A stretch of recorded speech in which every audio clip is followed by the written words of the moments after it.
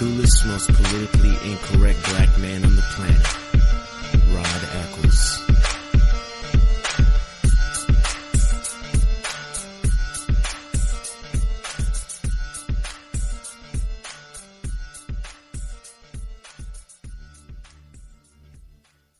Struggling taxpayers, where you may qualify to settle your tax debt and wipe out up to 85% or more of what you currently owe. If you owe $10,000 or more in back taxes, call the tax doctor right now. See if you qualify to pay less. 800-989-1694. 800-989-1694.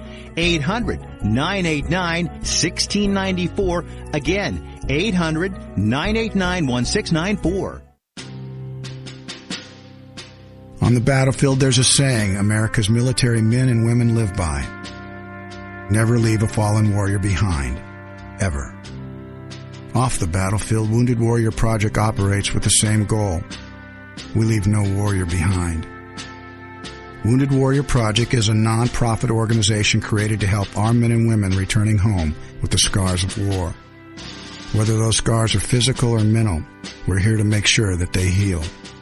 And whether it's helping those with post-traumatic stress disorder live a normal life again, or giving much-needed support to injured warriors in veterans' hospitals. Because no one deserves our help more than the men and women who risk their lives to keep us safe. Wounded Warrior Project. We never leave a fallen warrior behind. Ever. Learn more about what we do at woundedwarriorproject.org.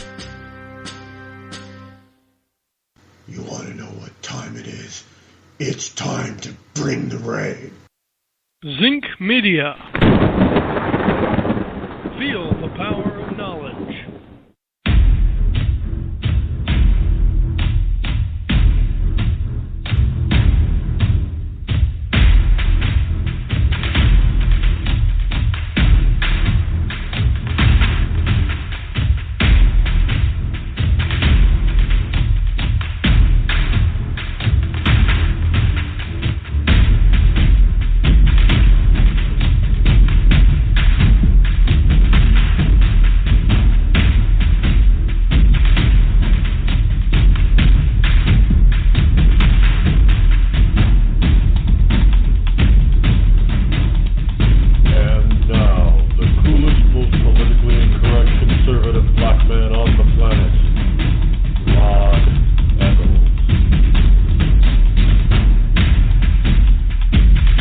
Good morning.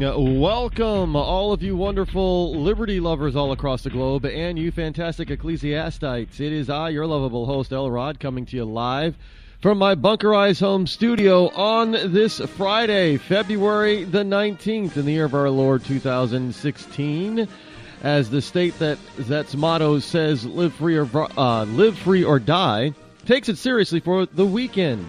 At least I do, anyway. That's why this is called Freedom Fridays. And on Freedom Fridays, what we do is have a little bit more fun.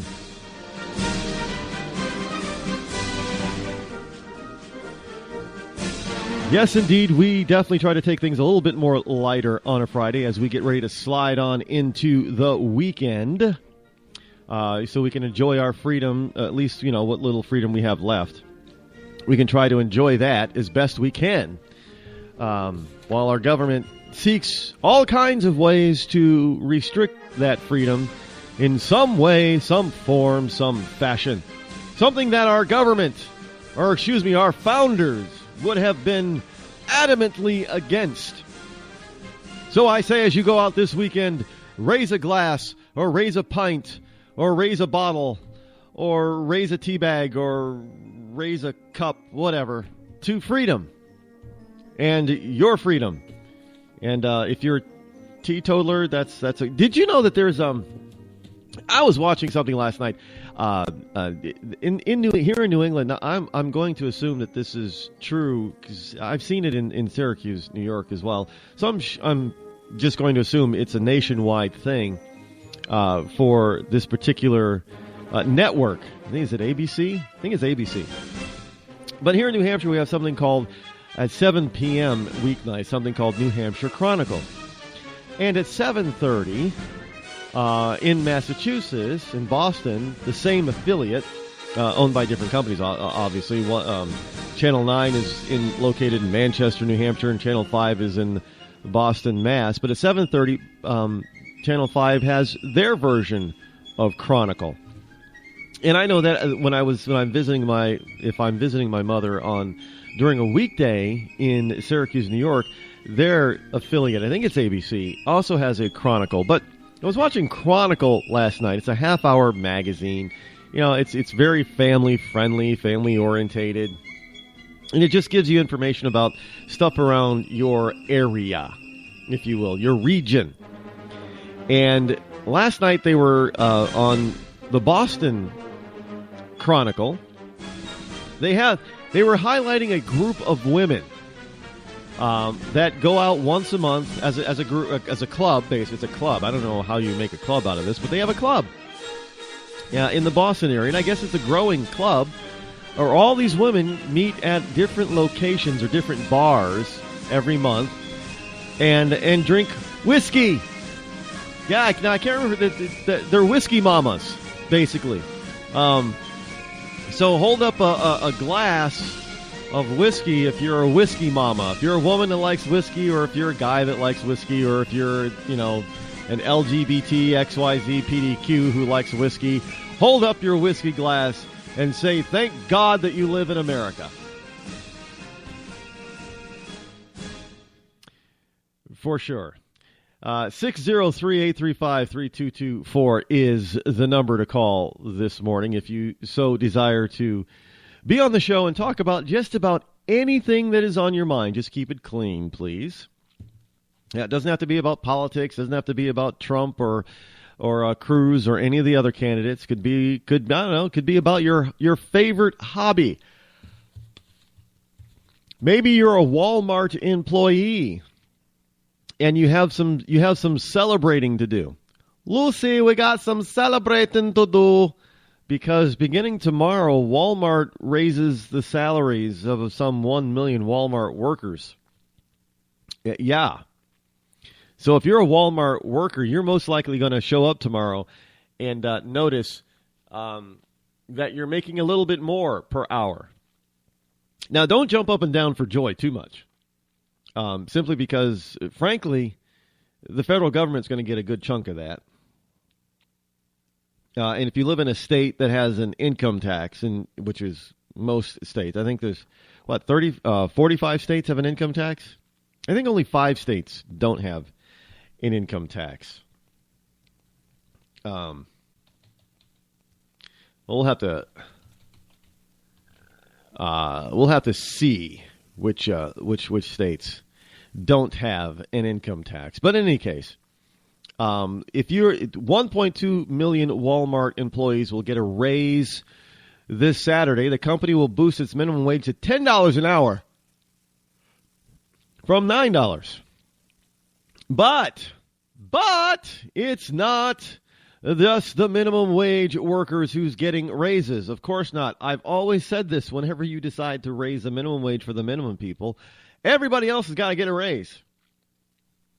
Now, this change applies to virtually all of its hourly workers, including some supervisors, which make up the majority of the company's 1.4 million workers. Now, see, that's some poor writing. So I know there's a comma in there, but the way it's written, one could infer that supervisors make up the majority of the company's $1.4 million, not the hourly worker. Just saying, to those people, this is from Yahoo, by the way, Yahoo News. So for those people at Yahoo News, you got to get your grammar straight. I mean, I'm terrible at spelling, but I'm on point usually when it comes to grammar.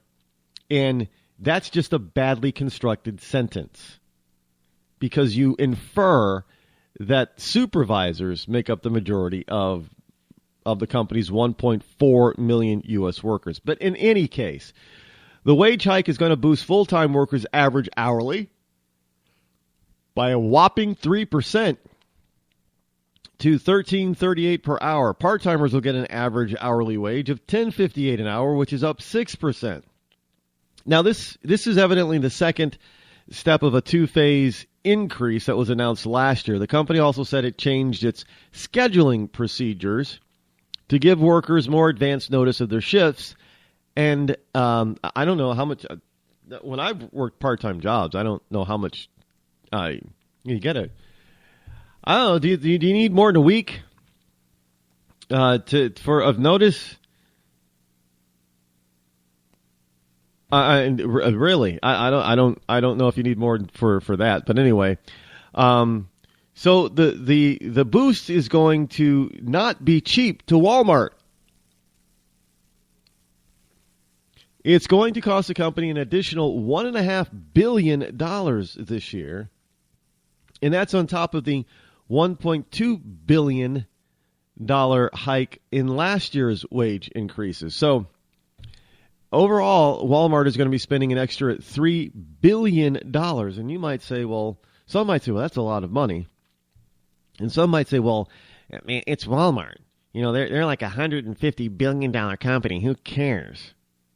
Well, you know, Walmart is actually, what is it? They're closer to $400 million now, or $400 billion. Right? Walmart is, everybody thinks that Walmart is going to be the first $1 trillion company. I don't think so. I think Walmart's worldwide growth is severely slowing down because there's not many places left for it to grow. I mean, the United States is almost fully and thoroughly saturated with Walmart. There's not much territory that Walmart does not cover. What was the statistic? Something like 89% or 90% of the American public lives within, less than 10 miles of a Walmart. That's near saturation. I mean, well, it is saturation, but that's near 100% coverage. And frankly, to get the rest of that 10%, it's not going to be all that cost effective because now you're talking about very sparsely populated rural areas. So the internet will cover the rest. But in other countries, Canada too, I think Walmart has pretty much saturated Canada. But in other countries, like, well, I guess they've got some growth that they can do in China. But they don't own all of that in China, which is, doing business in China is really different. And I got a story on that too, by the way, about doing business in anybody doing business in China. I'm going to tell you this. I think it is highly time that Americans stop buying Chinese goods. I'm serious. I'm sorry, but and the way that we're going to do that is you're going to need to force this government of ours to understand the ramifications of a high tax rate and high tax system. The tax system is very costly to Americans. Hey, that's why nearly 5,000 Americans renounce their citizenship so they can get out from the burden of American high taxes. That's why companies like Apple, liberal favorites and millennial favorite companies like Apple keep billions and billions of dollars offshore because to bring it onshore would mean that they would lose at least 40 cents of every dollar. Why would they do that? And depending on the state, probably even more. So they're keeping their money offshore. It's why some big American corporations and medium-sized American corporations are selling themselves to foreign companies or setting up foreign companies that then come and buy the American company. So the American company can move its headquarters offshore and become a foreign company. So it again saves on the high cost of American taxes. When are you people on the left going to understand that taxation is not the way to go to increase government funding? You keep selling the American people down the short list and down the river, down the shit creek, basically, Bernie Sanders, about high taxes. Nobody wants to live someplace or work someplace or be based in someplace that has taxes that are through the roof when they can easily move to another country that doesn't. And if you think for an instant that companies won't stop doing business in the United States, let me ask you, does every single international Fortune 1000 company do business in the USA? The answer is no. And when you have an emerging market such as India and China that equals 2 billion people, then a nation of 300 million is not so glamorous. They can spend all their resources and time and effort in reaching Indians and Chinese to more than 2 billion people with less taxes. Now, granted, they're going into China, you're going to have a lot more government regulation, but their taxes are less. That's hard to believe, too. Communist dictator nation, political nation, China, has a lower corporate tax rate than the United States. No, yeah, I know that there are other things that are involved when you're dealing with corporate, when you're dealing with communists and everything. But let's be honest, our tax forms and tax rates in this country is nothing but a complete and utter and total joke, and is really, really, really unnecessarily high. 336, you're live on the Rod Eccles Show. Happy Friday. Good morning, Rod. Happy Friday. I promise today I'm going to use a different tone today, man. I'm a little I'm only on my second cup of coffee this morning, so I think I can keep it under control today, maybe. Okay. So you're a little more subdued, less caffeine in the system. That's right. No, I want to talk about this whole blow up with the Pope, and talk about the wall and what it means to this country. I don't think the Pope really understands that, and I may be wrong. I don't think he understands that we're not living in the days that Jesus walked the earth. We're living in a time now that a nuclear bomb can destroy an entire country at one blow. And I think I don't know. I think it was pretty bad for him to get involved in the politics of this. And a lot of folks are saying, maybe he was misinterpreted what was asked and all of that. Well, he speaks over 5 languages, I believe, and I don't think that was a problem. I just think the problem is the socialism that we see even through Bernie Sanders. This country needs to be protected. We need that wall. We need to protect our children from enemies. And I think if you look back at Syria, you look back, even South America, even his home country, Argentina, these countries are full of ghettos. And to me, the taking care of the human beings on this earth starts at home. I mean, that all of these countries are basically just shipping their people off because they're like, okay, you're in poverty. We don't need you. You're not productive enough.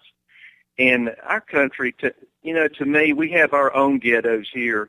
We have ghettos all over this country. I mean, I went to Washington, D.C. about, 15, 20 years ago, and we stayed on the outskirts of Washington, D.C., the inner part of it.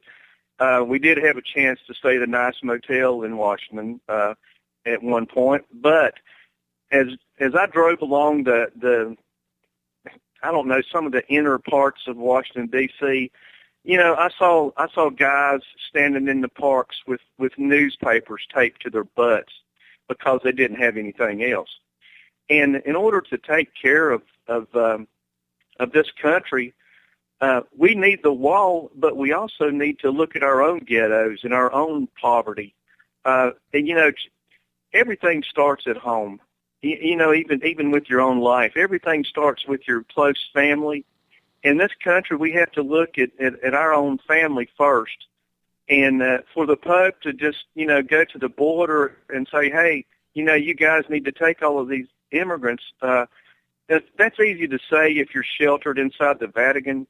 But these are modern times. Well, when it comes to the Pope, we have to understand that, he is from Argentina. And you're right about the Argentinian economy. It's obviously not one of the world's grandest, and there's a lot of poverty there. There's a lot of government atrocity. Yes, in Argentina, folks, there's government oppression of its own people. Venezuela is the same thing, but you got to understand that for South and Central America, and for the southern part of North America. By the way, for all of you people out there in Rush Limbaugh's Rio Linda, Mexico is actually part of North America. It is one of the three countries continental countries of North America. Now, there are more than three countries in North America, but you'd have to include all the Caribbean islands and stuff. But I'm not including those. Just the continental countries. There are three of them. Mexico is a North American country. So when we include, but oftentimes Mexico gets included with Central America. So when somebody says Central American countries, they are meaning Mexico. And now when I'm saying Central American countries, I'm also meaning Mexico, even though it's part of North America. Just go to geography. Right. Go to geography class if you guys are confused. But that's right. You have to understand that all these South and Central American countries, they look to the United States as their way out. Now, to all you liberals that think the USA is so terrible, let me tell you, the rest of the world does not view the United States the same way that you do. And when you talk about walling off or bridging off or somehow limiting the number of people that can come into this country, now you're taking away the hopes and dreams of millions, possibly billions of people around the world. And this is when people start to fight back. Now, the Pope is no different. He has a world view simply because he wasn't raised in the Vatican. He was raised in Argentina. So he has a particular world view as it comes from his home country, native country of Argentina. So when somebody says, like Donald Trump says, well, we're going to, wall off the southern border and make Mexico pay for it, what the Pope hears coming from Argentina is that his people will now be limited, if not eliminated, from being able to seek a better life in the United States. Now, I'm not saying that that's an excuse for saying what he said. I'm giving you his worldview and his reason for saying it. Just because he gets elected to be Pope doesn't automatically change his worldview. Now, we also have to understand that the Pope, like every other world leader, and the Pope is a world leader. How many? 1.5 billion Catholics around the world? He's basically a world leader. He has advisors. And a lot of these advisors we know are very liberalistic and socialistic, and they're whispering in his ear about certain things. That's how he got on the wrong side of global warming, because you had a bunch of people, liberals in the Vatican, that are whispering in his ear and saying all kinds of things that normally he probably would not say or agree with. And, for instance, I guess on the gay thing, he's sort of backing off and softening his position on gay marriage. The Catholic Church going soft on gay marriage. Can you believe that? This is just one of those things that he has his own personal worldview from where he came from. And it is kind of devastating to the world because what did we take in? 1.2 million legal refugees last year? And that's not including the illegal ones. We're talking legal immigrants. We're not talking people with just temporary visas. We're talking permanent residential legal immigrants. We can't keep accepting millions of people on an annual basis. We just can't absorb them. There's got to be a time where this stuff has got to be shut off. Now, if we want to be able to keep taking people legally in such high numbers, we have got to cut down on the illegals. But at some point, both are going to have to be cut back. We just can't keep taking millions and millions of people every year. It's just not possible. Right on to that. Now, I tell you this though, it's not a matter of illegal and legal to the Pope and to the leaders that want to I don't know how to put it. They want their people to have a good chance at earning a living. I'm sure about that. But at the same time, we're a country of laws.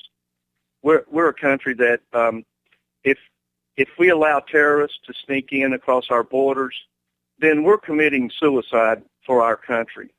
And, like I've said in the past, I don't go to church. I believe in God, but we have an obligation to not commit suicide of our own country. And it's fine for the Pope and the Catholic Church to, and what I see now, and I'm not anti-Catholic, anti-Jew or anything else, but what I see with the Catholic Church now is they kind of bend the rules when it favors their agenda at the time. When I look at all these children that have been molested by these bishops and other heads, and it's no different. We have the same thing with other religions. But what I'm saying, I guess, Rod, this morning is, look inward first. Look at where you're coming from and where you live. Take care of that first before you start speaking for other countries and getting involved in other elections that, this, like I said, this is not the time when Jesus walked the earth and did miracles. We can't put ourselves in that primitive condition, because if we do, we are going to be attacked by terrorists and infiltrated with a lot of folks. We don't know where in the heck they come from. We don't know their ideology. If you look at San Bernardino, and that's a perfect example. And if the Pope would only talk to some of these folks that have lost their children, their husbands, and their wives to terrorists, those are the folks he needs to be talking to. Now, I'm gonna hold you right there for a second. We got to go into a break, but I got a question I want to ask you, so I'm gonna hold you over to the break. Can you be here? All right, folks. We are approaching a hard break. We'll be right back.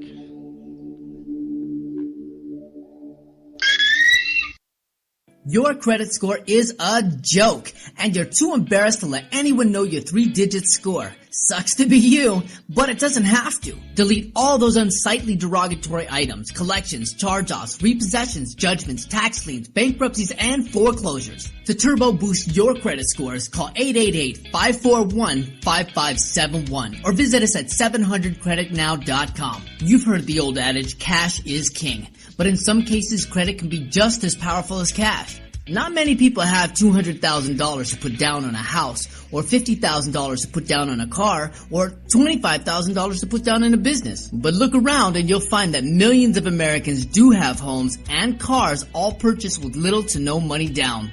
To turbo boost your credit scores, call 888-541-5571. Again, that's 888-541-5571. Or visit us at www.700creditnow.com. When our water heater broke down last month, it was a nightmare. It took 5 hours for the plumber to show up, and he charged us a couple of $100 just to come out. And then it cost another $1,800 to put in the new water heater. By the time it was all said and done, I felt like I'd been taken. But what else could I do? The smartest thing you can do is get a home warranty from American Residential Warranty. Their home warranties pay to repair or replace all your major appliances when they break, and they will break, and at the worst possible time. Call American Residential Warranty right now for free information on home warranties starting at just pennies a day. Don't wait for your refrigerator to stop running or your ceiling fans to stop turning. Call American Residential Warranty right now. Ask how you can save up to 50% on washer and dryer coverage. Just call 1-800-616-8010. That's 1-800-616-8010. Again, 1-800-616-8010. Call now. Did you ever look at the stains in your coffee cup and then realize that's exactly what happens to your teeth? Power Swabs is the 5-minute solution to get your teeth white without visiting the dentist. This is Ben Gordon with Power Swabs, and if your teeth are stained from coffee, tea, or smoking, all it takes is 5 minutes with Power Swabs. In 5 minutes, you'll see an average of 2 shades whiter teeth, and in 7 days, 6 shades. It's clinically proven to whiten natural teeth as well as caps and veneers. The secret is a tooth detergent that was developed by Dr. Martin Ginniger that lifts stains off of your teeth. Best of all, there's no messy strips or trays that you have to leave leaving your mouth for an hour. Just swab your teeth for 5 minutes and you're done. To try Power Swabs risk-free, call 1-800-291-5140. That's 1-800-291-5140. I guarantee your bright white smile will have your friends talking about how great you look. Try it risk-free today. 1-800-291-5140. That's 1-800-291-5140. Tired of paying outrageous prices for Viagra? Well, we have great news for you. Now you can finally get Viagra at huge discounts. Healthy Man allows you to save up to $500 on Viagra. Why pay U.S. pharmacy prices of $15 per pill or more when you can get Viagra for less than $3 a pill? Call today and get 40 Viagra pills for only $99. This can cost as much as $600 at your local pharmacy. You can't afford not to call us. If you want Viagra at the lowest prices, never pay $15 a pill pharmacy prices again. Get Viagra for less than $3 a pill. Call 800-595-2614 today and save up to $500 and get 40 pills for just $99. Healthy Man is fast, easy, and affordable. Operators are waiting at 595-2614 to take your call now. Call 800-595-2614. That's 800-595-2614. Again, 800-595-2614. When you're ready to take the edge off a hectic day, I suggest you start with a little music from Franz Black. I guess there's lots of ways to look at things that don't seem right. No Worries has just been released on iTunes and Amazon. It's gonna be alright. You can find Franz Black and his music on his website, franzblack.com. Franz black.com. It's gonna be alright.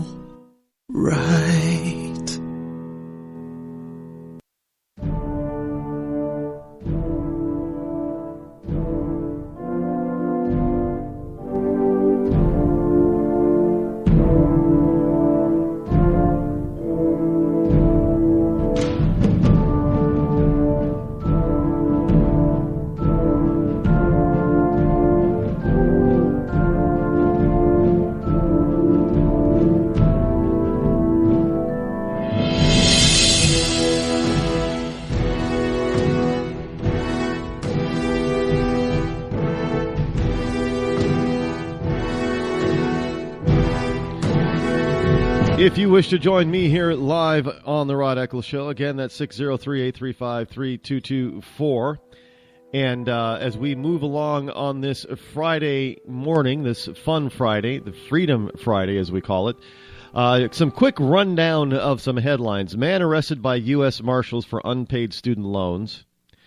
Toyota to recall 2.9 million SUVs over seatbelt flaws. Southwest and American Airlines have a fender bender. I can only imagine what a fender bender is in the airport.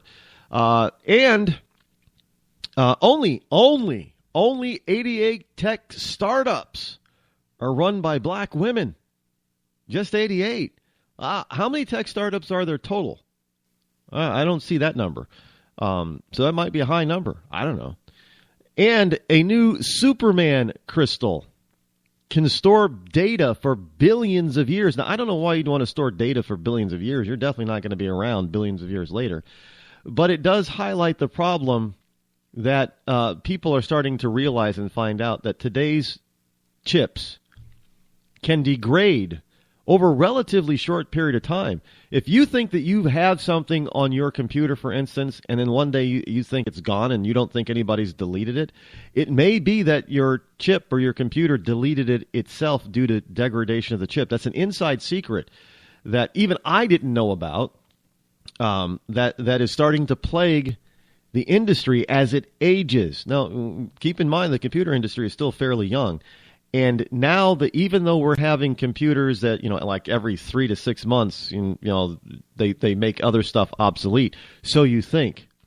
The problem is now with the aging of the tech industry is people are starting to keep their devices for longer periods of time, because that the quantum jumps or leaps that they're making in technology doesn't necessarily reflect what the individual or the user needs right away. Do you really need to jump from 1 terabyte of storage on your cell phone to 2 terabytes? Well, for most people, the answer is no. So they're not buying the new phone every 6 months. But what people are running into now that they're keeping their devices, their computers, their phones and stuff longer, they're noticing degradation in these devices, and that's due to degradation in this is stuff that I've just recently learned. So, maybe I don't have all of my facts correct because I'm just learning about this, but it's interesting to find out that we have this type of thing that is happening, this type of phenomenon, which explains some of my battles that I have with technology, because my technology here in the Bunkerized Home Studio, both personal and business, is starting to age. And it's starting to wreak all kinds of havoc with me. And you might be experiencing the same thing. And you could call it planned obsolescence, but I think it's just mainly, it's not necessarily planned obsolescence as it is just natural built-in obsolescence due to the design of the items or pieces in question. I think it's just this natural state. I don't think they actually designed chips to start to degrade after 5 or 6 years. I think just because of their innate design, they naturally will do that unless mankind intercedes to change that. But because everybody was always upgrading so quickly, most people didn't experience degradation of their technology. So it was not an issue, and nobody thought about it.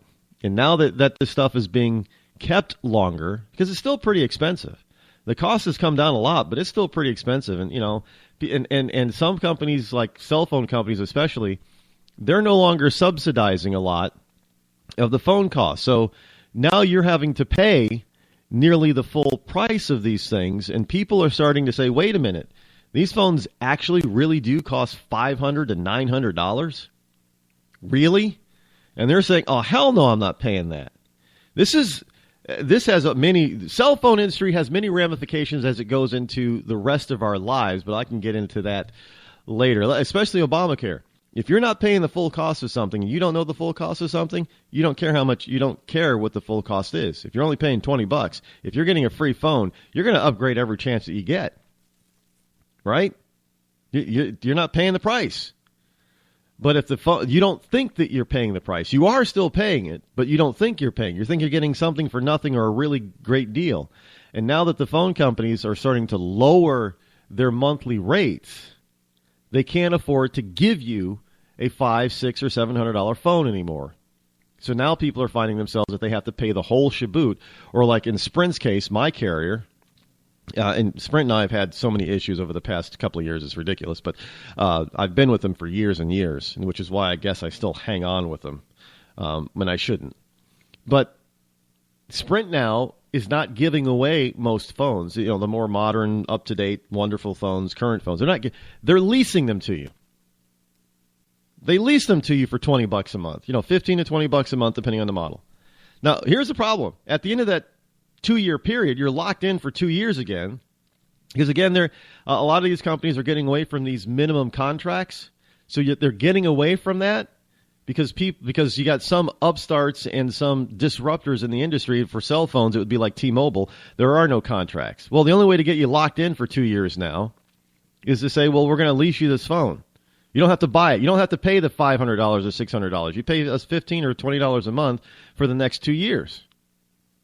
And everybody's thinking, well, that might be a good deal until the 2 years are up and they realize now they don't even have a trade-in, because phone companies used to take your old phone as a trade. But now you don't even have that. So you're at zero. It's like leasing a car. Leasing a cell phone is a worse deal for a non-business person than leasing a car. But millions of people are going to get sucked into this, and in about 2 or 3 years from now, we're going to hear all kinds of issues with leasing phones, and then before you know it, you're going to have people in the government saying, well, we need to regulate the leasing industry of cell phones. Don't doubt me on it. They're going to do that, because this is because people just don't. They look like they think they're getting something for nothing, or they're getting a great deal without really looking into it. And then when it's all said and done, and after they paid hundreds and hundreds or thousands and thousands of dollars, they realize that they were had, that it wasn't a great deal, and they look to government to go fix their problems. Like, they go whining to Nancy Pelosi or somebody, and then they say, well, we need to regulate cellular phone companies more. No, we don't. People just need to understand and take greater accountability for their own actions, and and stop thinking that they're getting something for nothing. I don't. How many times do you have to get burned by that before you realize you don't get anything for free? I don't get it. Anyway, let's bring back on the caller because I got a question I want to ask him, and it is based on the Pope. Are you still there? I'm still here. Go ahead. Now, you said that you were not Catholic. Now, you don't have to answer this if you don't want to, because it's really none of my business, and it's just a relationship between you and whoever you consider to be God. But are you a Christian? Yes. Okay. Now, I consider myself a Christian, yes. Well, you know, this whole notion that they put forth, that you have to believe this way or else you're not a Christian, is kind of contrary to what Christ actually taught if you actually read the Bible. So I don't want to get into a sermon type of thing here, but now when it comes to the Pope, do you think I don't want to really sound like I'm bashing Catholics, so I got to really No, go ahead. No, I understand that, yeah. But we have to understand that that Catholics elect their Pope by human standards. It's like electing the president, and there's politics that happen in the conclave and all that kind of stuff, where different cardinals maneuver to try to get the papacy. But how is it that the Pope gets to have so much political influence of late? Now, if we remember correctly, back around the Inquisition time and towards the end of the Inquisition, or just after the end of the Inquisition, the Catholic Church really was the United Nations. I mean, even though you were a king and queen of your country, you still, most monarchies in the European world knelt at the feet of the Pope. Even if you were the king or the queen of France or England, which is why England broke away from Rome and the Vatican, so it didn't have to do that. But that's how it was back then. Now, do you think maybe that the Catholic Church is trying to seize upon this opportunity to somehow step back into the political limelight to regain some of that pre-Inquisition power? What I tell you, that this is what I have seen and read a lot about. The Catholic Church has lost so many followers in the past decade. There is a recruitment process that's going on right now to bring more people into the church, and I understand that. You know, that's the way that all churches. You know, all churches want to see more folks come in. I mean, it helps spiritually, but it also helps financially. Now, again, I'm not talking about the Catholic faith, but the Vatican is a money machine. It is a money machine, and anybody that wants to go look this up, they're welcome to. It is a Fort Knox. The Vatican is a Fort Knox. I mean, and whenever money's involved in any type of religion, that's when it starts getting sketchy on the leadership. If you have, okay, let's take Jim Baker on the complete opposite end of this thing. And if you remember Jim and Tammy from back in the day, they had more money. They had a doghouse with central air. So what I'm saying is, I remember that. Do what? I remember that. Yes, they did. Okay, so that's an extreme example of, I guess, of what I'm trying to talk about this morning. But if you look at that financial part, there is a reason the Pope is pushing migration to the United States, because most Mexicans are Catholic. So he's looking out for his people, but he's also looking out, the Vatican is also looking out for their financial interest. Now, and don't get me wrong, every religion does the same thing. They want to earn money so they can build new, parishes, new churches, whatever. But when you start involving that in politics, that's where the line's drawn with me. I just feel like it's not.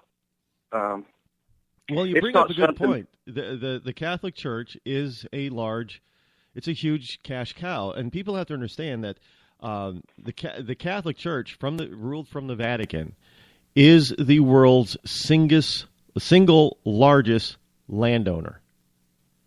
There is no entity on this planet that earns more real estate privately than the Roman Catholic Church. And one of the problems, you're right, bringing in, because Mexicans and South Americans in general, Central and South Americans in general, tend to be heavily Catholic. And in this country, there is a decline in Catholic membership to Catholic congregations. And this is evidenced by the number of churches and sanctuaries that the Catholic Church has had to close over the past 2 or 3 decades. I mean, it's an incredible number. And they sold off a lot of it, which is, cash cow windfall for the Vatican. But at the same time, they realized, well, they're losing value and wealth in having to give up land, real estate, and in not having as many parishioners. And so the people that they are promoting, that you're absolutely right, that the Pope is promoting to come into this country. Of course, he's not saying that anybody else from any other part of the world should also have the same opportunity, illegal or legal, to come across the two oceans, the two great ponds to the United States. It's just, well, if you just build this wall, you're unchristian. If you build a wall, I don't know how building a wall makes you unchristian, but if you just keep out the Southern and Central American Catholics from coming into the United States, whereby they would possibly get more income, and whereby they would then start attending the Catholic churches and giving more to the Catholic Church again, and sort of rebuilding and revitalizing the American Catholic Church. I think that there is something to be said about that. You're absolutely correct. Okay, just one more thing, Rod. If you look at the political process as compared to the religious part, that separation of church and state we always talk about. If you look at the ideology of the Pope and the Vatican in all inclusive, can you name me three different issues that are different from Bernie Sanders? Yeah, for whatever reason, the church has decided to go this route of government oppression, which again is something that is, again, not to get sermonistic here, but it is totally the opposite of what Christ preached. I believe that our founders had it right. If you want government that is Christ-like or Christian-like or Judeo-Christian-like, it is more of a republic. Or if you do have a monarchy, like in the age of the Old Testament, these are monarchs that understand and understood the laws of God and did not hold man in such bondage. And that whenever that they got away from God's law and created bondage for man is when those monarchs had troubles or fell. And it's kind of true with any other government. Every time the more oppressive a government gets, the shorter its time frame on this planet. Soviet Union, extremely oppressive. They weren't even around for a century. China has made all kinds of changes away from governmental oppression in its economy, but its political stance is still very oppressive. And I got some news about what they're doing in China politically that's going to curdle your blood. But economically, they've had to free up their markets, or else they saw themselves going the same way as the old Soviet Union. So whenever you get somebody who's oppressive, eventually that oppression comes to an end because people, either the world doesn't stand by it because and the country doesn't prosper, and or most likely the people just get sick of it and somehow, some way, overthrow you, either non-violently through a political process or very violently through a civil war. But in any case, you lose. So I don't understand why the Catholic Church wants to go back to this oppressive type of extreme doctrine that caused them to lose power and lose monarchies in the first place. But I agree 100% on that. And to me, like I said with Bernie Sanders, President Obama, Hillary Clinton, and the Pope, I don't put those folks in the same category as far as religious point of view, but as far as ideology, they're all alike. I mean, it's spread the wealth for everybody, no matter who works more than the other person.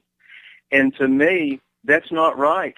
I mean, it's just not right. And this country was founded on the idea of you work for your own income, and when you're charitable, be charitable, but you're not obligated to give someone your salary and they sit at home and watch television.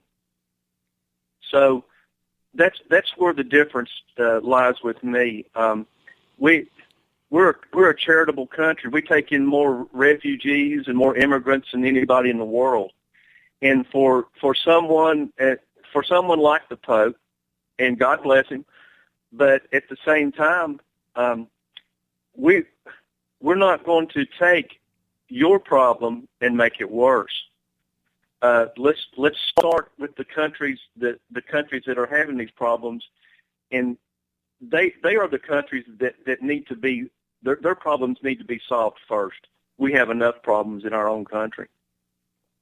That we do. We definitely have enough problems, and we don't need them compounded by having a bunch of people that don't pay attention to our laws and cost the American people billions of dollars every year. And illegal immigration does cost each and every taxpayer in this country, to the tune of billions of dollars each and every year. And it's not fair to the American citizen. It's not fair to the American green card holder. It's not fair to the legal immigrant. The only people that it seems to be fair to is the illegal immigrant, who is basically leeching on. And this whole notion, well, they pay their taxes and no, they don't contribute anywhere near to what they are costing us. So no, it's not fair to have illegal immigration. It's not the way the world is designed and set up. Now, maybe someday if we ever get to the Star Trek type of thing, where there's one world government, one planetary government, then you can say that nobody's illegal immigrant because the whole world is a single country. But until then, until we somehow, which I don't ever see mankind doing anytime in the next few millennia, if we ever come to the point where we have literally and economically and in a thought process one human race, which means we have to erase all the ethnic boundaries, which is not going to happen. If you want this world to be one world, you've got to get rid of prejudices. And it's not just a skin color prejudice, but it's also a nationality type of prejudice, and that's hard to do because you come from a particular place. And to say that even though if you don't really think that you're better than somebody else, you think that your particular enclave, your village, your county, or whatever is a great place. And to have anybody else tell you that it's not, or it's no better than someplace else, even though you don't think you're better than anybody else, that's kind of hurtful and touches you personally. So people are going to have to grow beyond this sort of personality of where they come from to think that they're just a world citizen. And that doesn't come naturally. It's not a nature law. By nature, no. You're born into something that you believe that you grow up and believe is the greatest thing since sliced bread. So until we can get past that point, we're not going to have this kumbaya stuff. Well, Rod, I'm not to interrupt you, but I know you will agree with this because I know you're a patriot and I know you're I don't know your life history, but I can tell, you're God-fearing and you love this country with all your heart. We have lost too many American soldiers, male and female, to fight that have fought for decades for our freedom. And we will not give up our freedom because a leader of a religious organization or a leader of another country tells us how to run our own country. And I want to end this day on a happy note with you, brother, because I just want to thank you for everything. Thank you for letting me be on here. I'm a Trump supporter all the way, and I'm looking forward to this South Carolina election. And I wish everybody a happy weekend, and God look out after us all. Well, thank you very much. God bless you, my friend, and have a great weekend. And we will talk again soon, I'm sure. All right. Bye-bye. It's one of the things that I find interesting is the fact that people, they have a certain amount of pride within themselves, and that's perfectly fine. There's nothing wrong with it. In a way, it helps mankind grow. It helps humankind grow, because without that, then you end up like the Soviet Union, where people just think, well, if I don't do it, no big deal, because somebody else will. But that somebody else is thinking that you'll do it. Zinc Media. Feel the power of knowledge. Give a man a fish and you feed him for a day. Sign him up for the Box of Bait Club and he'll never be hungry again. The Box of Bait Club is a brand new dream come true for every fisherman. Something new and different in your tackle box every month. Every month, another excuse to get outside and do what you love. Don't let this one get away. The Box of Bait Club is currently accepting a limited number of pre-orders with subscriptions starting at $39.95 per month. Find out more now. Log on to boxofbaitclub.com. I'm just so happy my father had a chance to see his kids before he passed. I just want to say thank you. When her father fell ill, the American Red Cross was able to help get Veronica's brother home from the Navy to speak to his father one last time. It's thanks to your donations that we can connect military families when they need it most. Please donate today at redcross.org. When our water heater broke down last month, it was a nightmare. It took 5 hours for the plumber to show up, and he charged us a couple of $100 just to come out. Then it cost another $1,800 to put in the new water heater. By the time it was all said and done, I felt like I'd been taken. But what else could I do? The smartest thing you can do is get a home warranty from American Residential Warranty. Their home warranties pay to repair or replace all your major appliances when they break, and they will break, and at the worst possible time. Call American Residential Warranty right now for free information on home warranties starting at just pennies a day. Don't wait for your refrigerator to stop running or your ceiling fans to stop turning. Call American Residential Warranty right now. Ask how you can save up to 50% on washer and dryer coverage. Just call 1-800-616-8010. That's 1-800-616-8010. Again, 1-800-616-8010. Call now. Attention business owners. We know that owning a business means getting things done right now. So if your right now list includes a new building, call the Right Now Company. General Steel. We can design a building for your business quickly and save you thousands of dollars. That's right, thousands. You may think General Steel only builds large projects or that you can't afford General Steel quality. Well, check these prices. How about a 40 by 60 foot building for under $22,000 or even a 50 by 100 for under $35,000? That's right, a 5,000 square foot building for under $35,000. And these buildings all have General Steel quality. Best of all, you can still order a building and have it delivered in time to build this year. How's that for right now? So if your right now list includes a new building, call the Right Now Company, General Steel. 800-393-5756. 800-393-5756. 800-393-5756. That's 800-393-5756.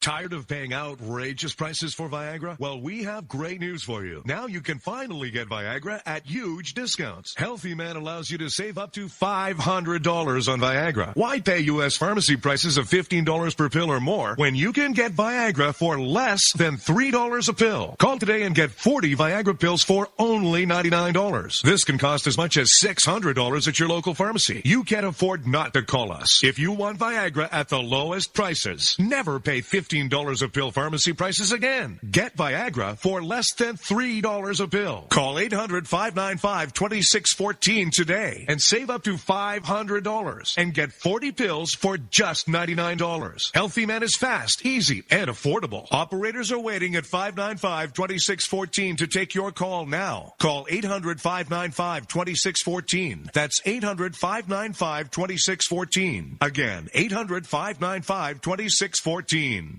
Boy, man, I had a rough night's sleep. Boy, I got a letter from the IRS yesterday, and I just couldn't sleep. Man, I'm dying here. Somebody help me. IRS problems affect more than just your finances. If you're ready to take back control of your life and you owe more than $10,000, you need to call the Tax Doctor. Their expert staff can immediately protect you from the IRS and state collectors and get you the best possible tax settlement guaranteed. The IRS has recently released new programs geared in helping struggling taxpayers, where you may qualify to settle your tax debt and wipe out up to 85% or more of what you currently owe. If you owe $10,000 or more in back taxes, call the Tax Doctor right now. See if you qualify to pay less. 800-989-1694. 800-989-1694. 800-989-1694. Again, 800-989-1694. On the battlefield, there's a saying America's military men and women live by. Never leave a fallen warrior behind. Ever. Off the battlefield, Wounded Warrior Project operates with the same goal. We leave no warrior behind. Wounded Warrior Project is a non-profit organization created to help our men and women returning home with the scars of war. Whether those scars are physical or mental, we're here to make sure that they heal. And whether it's helping those with post-traumatic stress disorder live a normal life again, or giving much-needed support to injured warriors in veterans' hospitals. Because no one deserves our help more than the men and women who risk their lives to keep us safe. Wounded Warrior Project. We never leave a fallen warrior behind. Ever. Learn more about what we do at woundedwarriorproject.org. You want to know what time it is? It's time to bring the rain. Zinc Media. Feel the power of knowledge.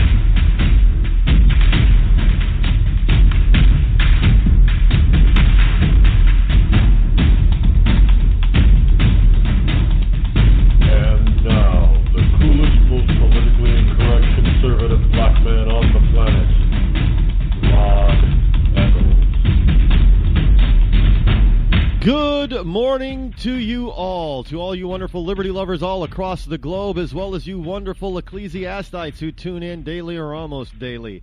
It is I, your lovable host, L. Rod, coming to you live from my bunkerized home studio, somewhere within the great granite state of New Hampshire, where the state motto is still live free or die. It is not big government or bust, live free or die, because it is Freedom Friday here on this February the 19th in the year of our Lord 2016, which means what we do every Friday, as we try to take things a little bit more on the lighter side, lighter news. Still give you some serious stuff, but to try to get in on the lighter side as we slide on into the weekend to be able to celebrate our freedom. And you can celebrate with me by calling in at 603-835-3224. That's 603 835-3224, and tell us how you celebrate Freedom Friday, because that's what we like to do here. Celebrate freedom. Yes, give freedom a hand. Absolutely. Gotta love it. We have a lot of stuff to finish getting through as we get into hour number 2 here. Those people who are following in Bernie Sanders, well, he could be a Barney Rubble, I guess, but Bernie Sanders and him talking about all the wonderful student loan giveaways or student education giveaways that he would give all you wonderful students out there. And the reason for some of this is coming to a head. Look, we've got a government that is cracking down on the American people because the government needs money. Understand, the government needs money.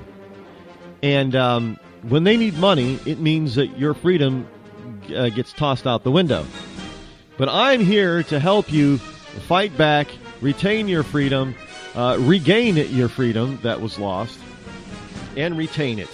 And all I ask that on this Freedom Friday is all weekend while you're having fun with your family, your friends, maybe your coworkers, if you're in places that you can still have barbecues and stuff, do that. By the way, your barbecue is also, there's a story here somewhere in the paper pile that I saw that your barbecue time, that could be in jeopardy. If environmentalist wackos get their way, you'll be severely limited as to when, where, and how you barbecue. I'm not kidding you. But hey, we're trying to be, more uplifting here. But let me give you some non-uplifting stuff about student loans. But before I do that, if you listen to this show on a regular basis, I would implore you to spread the news about the Rod Eccles Show. Just have people listen. If people listen just for 10 or 15 minutes, then they're going to listen for an hour. If they listen for an hour, they're going to become regular listeners. And I know that this is how, word of mouth is how this program is really spreading. And I do thank all of you out there who are spreading the good news of the Rod Eccles Show. And I know somebody out there is going to say, "Wow, does he think he's a religious figure now, the good news of Rod Eccles?" Well, no, I'm not quite a religious figure, but I am becoming an important figure on the American landscape. And that's what the Founding Fathers really intended, is for every American to become an important figure in their community on the American landscape. So I thank you ahead of time for spreading the news of this program to just tell one other person. Well, now, you know what? I'm going to be greedy. There was a TV commercial. What was it? The hair shampoo commercial. What was it? It began with a V. V8? Was it VO5? I think it was. I think that was a commercial. And the commercial is, some of you will remember this. There's a woman on there, a pretty woman with beautiful hair, and supposedly she's using the VO5 product. I think it's VO5. I might be wrong on the product, but she's using the product.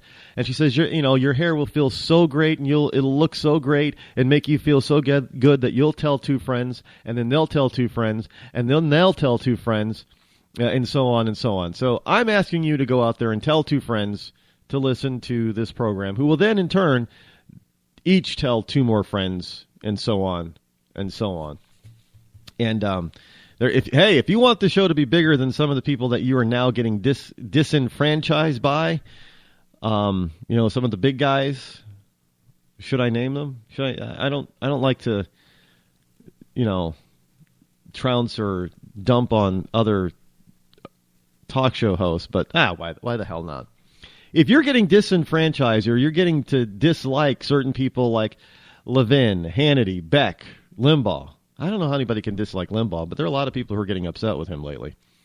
Then I might be an alternative. So turn those people on to an alternative. And as they listen, they'll see that I'm not a light version of any of those people. In any case, CNN Money is reporting that a man was arrested by U.S. Marshals for unpaid student loans. Folks, I warned you about this stuff. I told you that people were going to start being arrested for. We're going to go back to this a new version of debtors' prisons, but it wasn't going to be private companies like your credit card company. That is going after you, but it's going to be the government. The government is going to do that. Because they already do it. If you don't pay your taxes, then the government will throw all kinds of penalties and late fees and interest payments on top of that. So, the original amount will be dwarfed by all the penalties, fees, additional taxes, and interest charges and all that kind of stuff. And if you don't pay it, they'll throw you in jail. It's the continuation of debtors' prison. Well, in order to throw you in jail, what do they got to do? They got to come out and arrest you and take you to court. And they're starting to do this for you people out there who have not paid off your student loans. I'm telling you, you cannot let these student loans go. If you are a millennial that has graduated from college and you're not paying your student loans because you say you can't find a job, well, the reality is that you can't find the job that you want. It's not that you can't find any job. You just want a particular kind of job and you're not getting it. Too damn bad.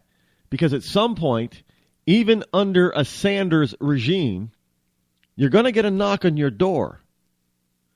And it's going to be a federal agent, most likely a U.S. Marshal, that is going to arrest you and take you to court where a judge is going to preside over the proceedings simply because you haven't paid your student loans.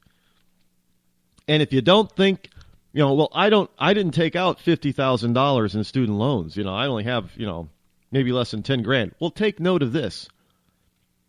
A Texas man was arrested by U.S. Marshals last week for not paying a $1,500 federal student loan. And they finally caught up with him after 29 years. Don't think that everybody gets to hide for nearly 30 years. You're not going to. This age of social media, and you have put everything about your personal life on social media, everywhere. If the Fed wants to find you, like in the next 24 hours, they most likely can. Because of your social media profile. So you kids, you millennials, and other people, they like to put everything they're doing and everywhere they're going and everywhere they've been on social media. I do not do that. Sure, I give sneak peeks about, hey, I'm going to Iceland or I'm going to Paris or I'm going to San Francisco, California, or the places that I'm going to speak, of course. But I don't give a full itinerary of what I'm doing and where I am, ever. Because the only people that need to know are the people that are closest to me. The whole world doesn't need to know what Rod Eccles is doing 24/7. But you millennials are the first, and some of your parents and some of the older generations are kind of getting that bug too. And what we see is this growth of, I got a story about selfies gone horribly wrong. It's like you look at people online, especially Facebook is notorious for selfies. Facebook and Instagram is owned by Facebook. Selfies are just everywhere, and it makes one wonder when you look at somebody's profile, and a good 90% or more of their pictures are selfies. I have very few selfies. I hate taking selfies, to tell you the truth. I'm not going to sit around on my sofa and just take a selfie. I'll take a selfie if it makes sense. Like when I was standing in front of the Eiffel Tower. Yes, I could have had somebody else. I could have had some of the people that I was with or some stranger take a picture of us all. But I just thought it would be kind of nice to get the kind of angle that I wanted. But, get my face in there just to prove it was me and I was there to some people. But I don't take selfies other than that. I'm not sitting on my sofa, making all kinds of weird faces. But these kids today, millennials, are doing that. And they're taking selfies they get a coffee, they're taking a selfie. of them in their coffee. Oh, yeah, I did this new macchiato at Starbucks or whatever, and there's a selfie of them drinking the big deal. Or, here I am at work today, selfie at work. Really? This is why I say if the Fed wants to find you today for millennials, they can find you in 24 hours because you can't stop putting yourself out there where you are, what you're doing at any given moment. Whatever, you're hooked on this stuff. You can't stop. So if you think you can get away with not paying something to the government at some particular point in time in the near future, you better think again. So here's a Texas man who was arrested by U.S. Marshals last week for not paying his $1,500 federal student loan for 29 years. Now, Paul Aker, A-K-E-R, or is it Acker? I think it's Aker. He was arrested at his home and later brought before a judge to sign a payment plan for a loan the judge said that he borrowed in 1987. Now, Aker told CNN Money that he was unaware of any outstanding debt. He said, I paid off 2 other student loans and thought I had consolidated everything and paid it off. Yeah, right. If you don't know how many loans you have and how much you've borrowed, you definitely should not be in charge of your own money. I'm just saying. I mean, I can understand how you don't want to know because you think you might owe a lot. And you might go a month or two without realizing, what the interest charges and everything. But if you don't know that you borrowed money for a particular reason, then you should not be handling your money. I'm just telling you. Oh, yeah, I forgot about that. How do you forget about a loan? You don't. I'm sorry, not buying it. Not buying that he forgot or he was unaware. U.S. Marshal Service made several attempts to serve Aker with a court order requesting that he appear in federal court. And they searched numerous known addresses, and the agency said this in a statement. The Marshal Service said it spoke with him on the phone back in 2012, requesting that he appear in court. But he refused. Now, Aker told CNN Money that he does not remember having that conversation. Again, I don't know how you forget having a conversation with a federal agent. Because they make it very clear who they are when they call. Anytime law enforcement calls you for any reason as it pertains to something that involves you, they make it very clear who they are.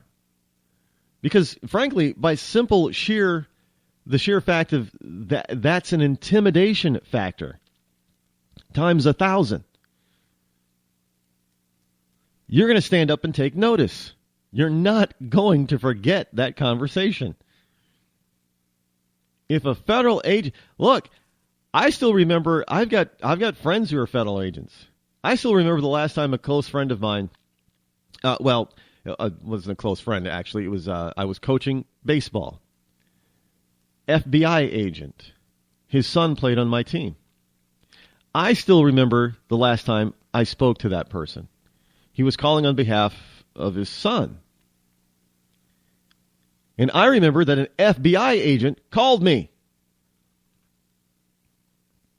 He was explaining that his son injured himself and would not be able to play, even if he said that he could play, that the doctor said that he should not play for at least 2 weeks. But I got a call from an FBI agent. That's what I remember.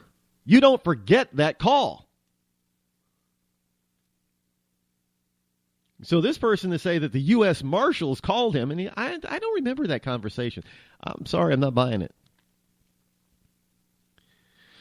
So the judge issued a warrant for his arrest back in December of 2012 after he failed to appear in court.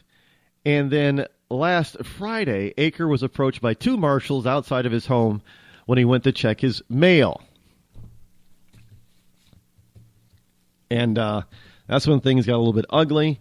He said he went inside because he didn't know who these guys were. Well, normally U.S. Marshals don't wear uniforms like your local police officers do, but a lot of times they'll have a jacket on that says Marshals on it, U.S. Marshal.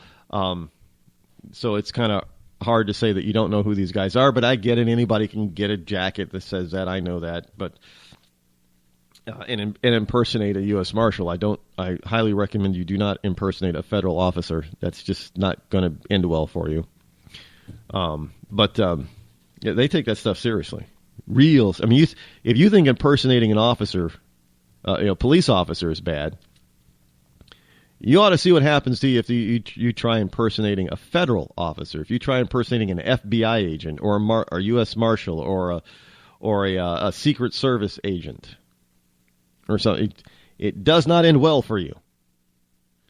Because those one thing you can say about the federal police department, the real federal police departments, which are the FBI, U.S. Marshals, and the Secret Service, and to lesser extent the ATF. But those main three, they're really big on internal integrity. I mean, if there is anybody that you should be able to trust who's a law enforcement officer that you need to have some sort of protection from other people, then the first place you should go locally is probably your state police, because your state police is a lot like in many states is a lot like on the Fed level. I mean, these guys are they're serious as a heart attack, and they believe in integrity. And the state police in some states, especially in Florida, and I know this has happened in New Hampshire, they will even police your local police. That's the kind of people that they are. Their integrity. You get state police in pulling over speeding local cops. Florida is notorious for that. You see, just go YouTube, search on YouTube for videos, cops pulling over cops.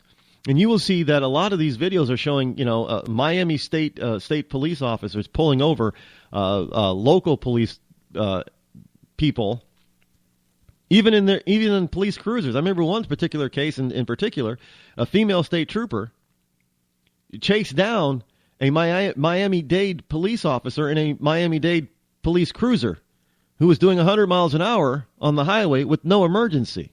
She arrested him, pulled him out of his cruiser, disarmed him, and arrested him and cuffed him.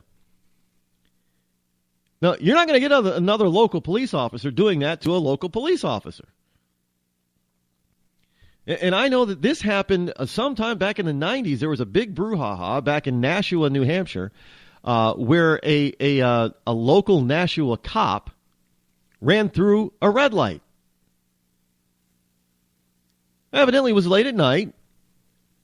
No other traffic, but the cruiser went through a red light.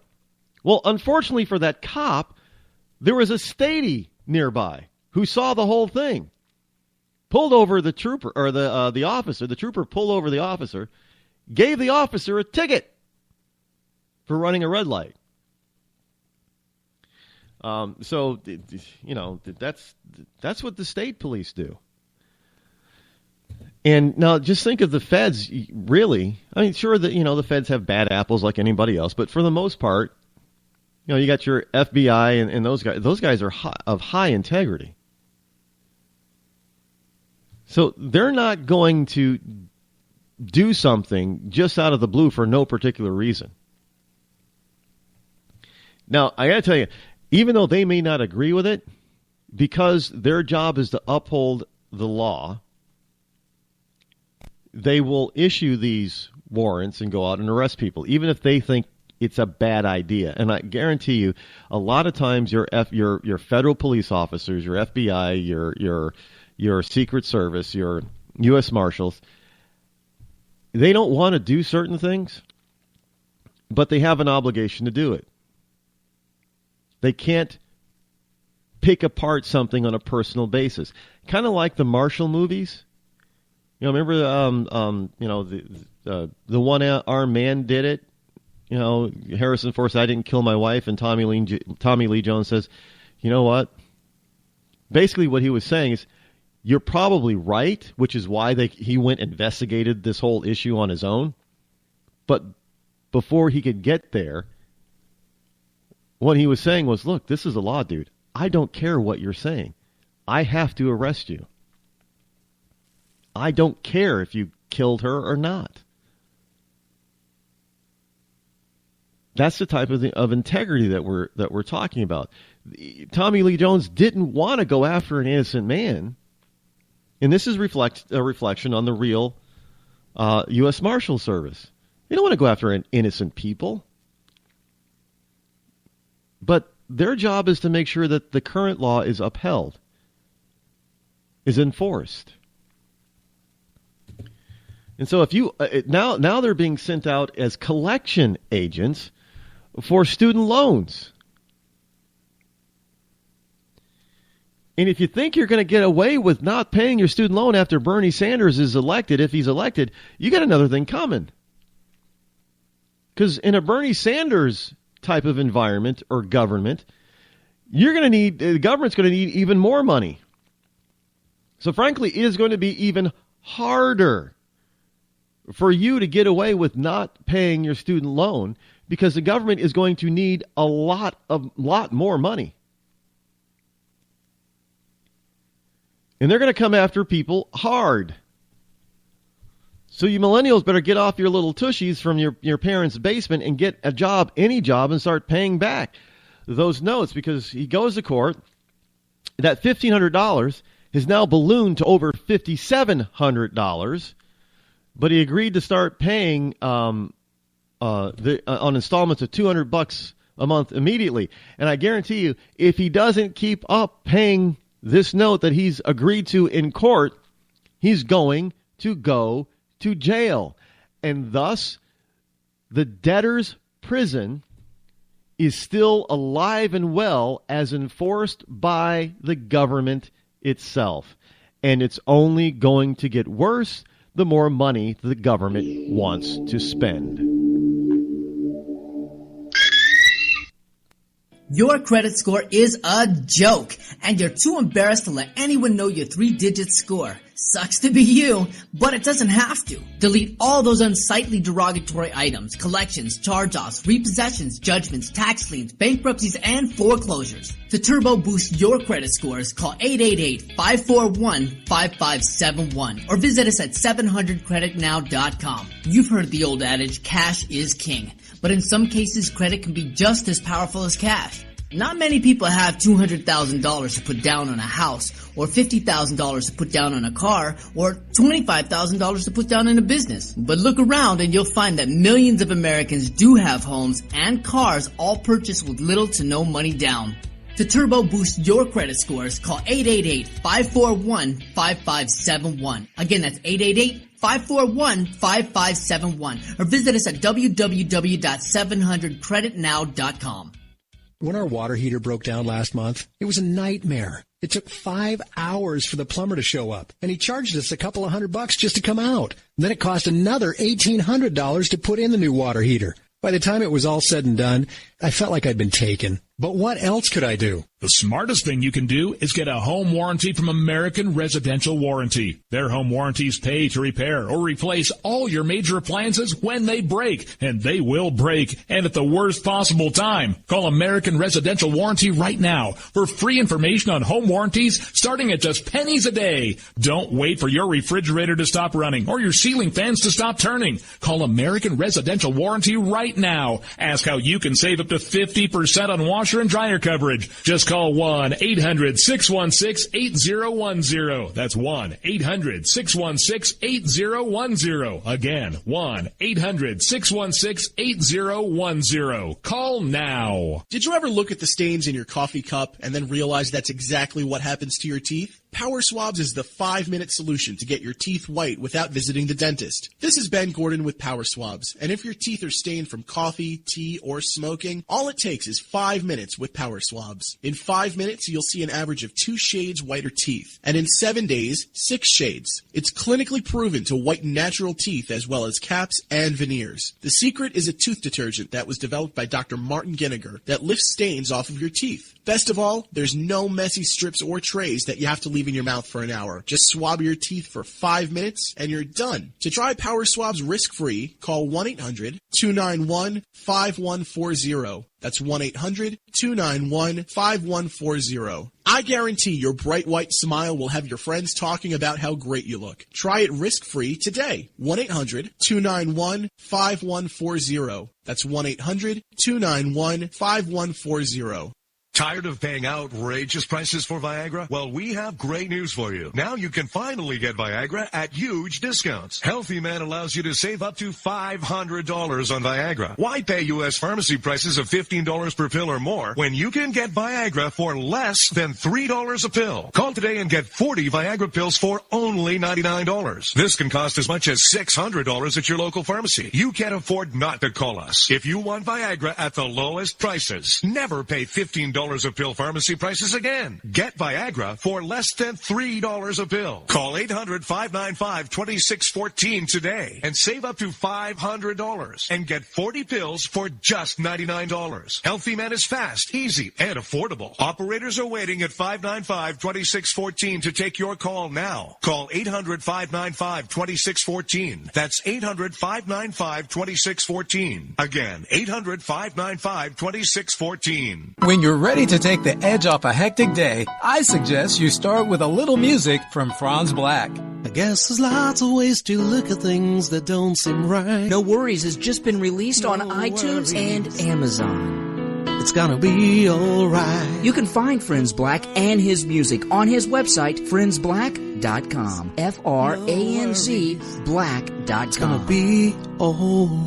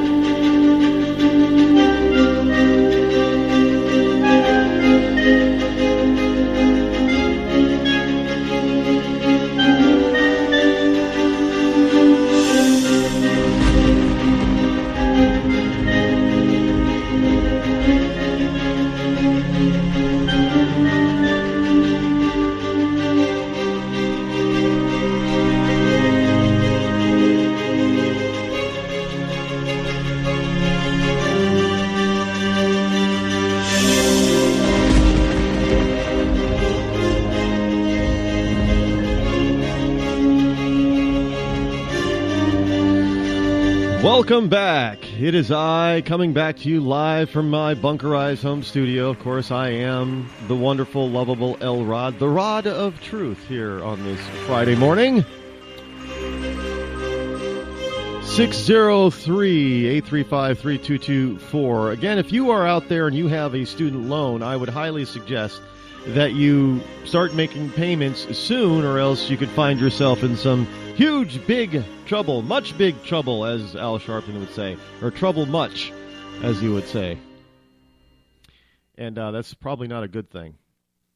Would not be a good thing if you find yourself in such conditions. To the paper pile.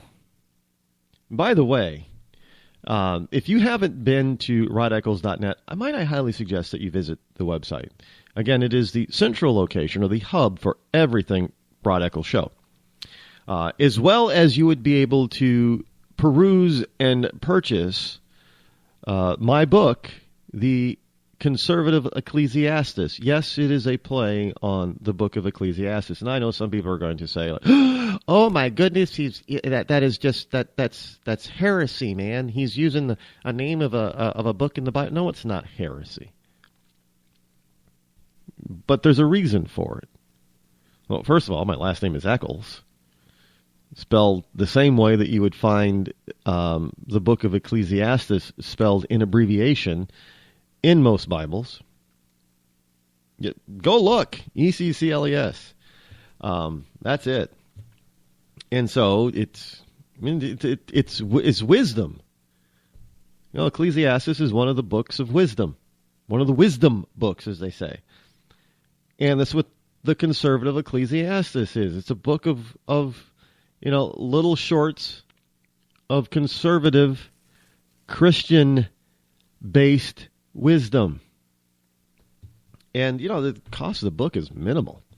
99 cents. You spend more of that in a cup of coffee. And I guarantee you this book will do more for you day in and day out than that cup of coffee that is going to cost you at least $2. And if you go to Starbucks or one of those other highbrow types of coffee joints, whether they be national chains or local mom and pop shop, it's going to cost you closer to $4 or $5 for that cup. For that price, you could buy 5 copies of the Conservative Ecclesiastes and pass out 4 of them to your friends and family and coworkers, especially those who are liberal, and do far more good for yourself than that cup of caffeine will do for you. I'm being serious, not kidding at all. Check out the book, The Conservative Ecclesiastes, available at Amazon.com. It is, it's a best-selling book. It was in its category. It was number 1, and it's a short read category because it's a booklet. It's not pages and pages. It's not 100 pages long. And I know people like to have quick reads nowadays. I just heard that there was some CEO or an entrepreneur who reads 100 books a year. Now, that's 2 books a week, and even for a speed reader, that's a lot of reading. I don't come anywhere. I've always said that I was going to improve myself by reading, on average, 1 book a month or 12 books a year. And what you find yourself doing is you find yourself reading multiple books because you don't read the whole book. You get a book that's 230 pages long. You don't find yourself, unless it's fiction, for nonfiction books, you don't find yourself reading the whole thing. You find yourself skimming through certain parts and then thoroughly reading other parts. Because let's face it, a lot of books out there, especially nonfiction books, have a lot of fluff in there. And most people don't have time for all that fluff. You get people, especially the books that tell you how to do something. The book might be 10 chapters long and 200 pages long, but they spend 7 of those chapters just giving you a bunch of nonsense and fluff without telling you exactly how to do something that the book promises is going to tell you how to do. And then after you read those 3 chapters that supposedly tell you how to do something, you still sort of are left empty as not knowing all the details that you need to know. So people often fly through these kinds of books, but I'm going to tell you the book of Ecclesiastes, there is no fluff. It's all meat. There's no sugar, no sugar coating. It's all meat. So if you're used to books that have a lot of sugar in them, a lot of artificial ingredients, know that the book of Ecclesiastes is not one of those. It's a publication that is all meat. So check it out at your leisure. And you can go and check it out over at rodeccles.net. And while you're there, you might as well check out all the social media links that we have and start following or joining or fanning or liking or whatever it is that each individual social media network calls it, and follow along. Lots of good stuff available to you. Useful stuff. Meaty stuff. Not a lot of fluff. Not a lot of filler. Not a lot of sugar. Twitter and Facebook join Google in backing Apple against iPhone hacking feds. Yes, they want, and this is from the dailymail.co.uk. I didn't, this is kind of good news that these companies who are known previously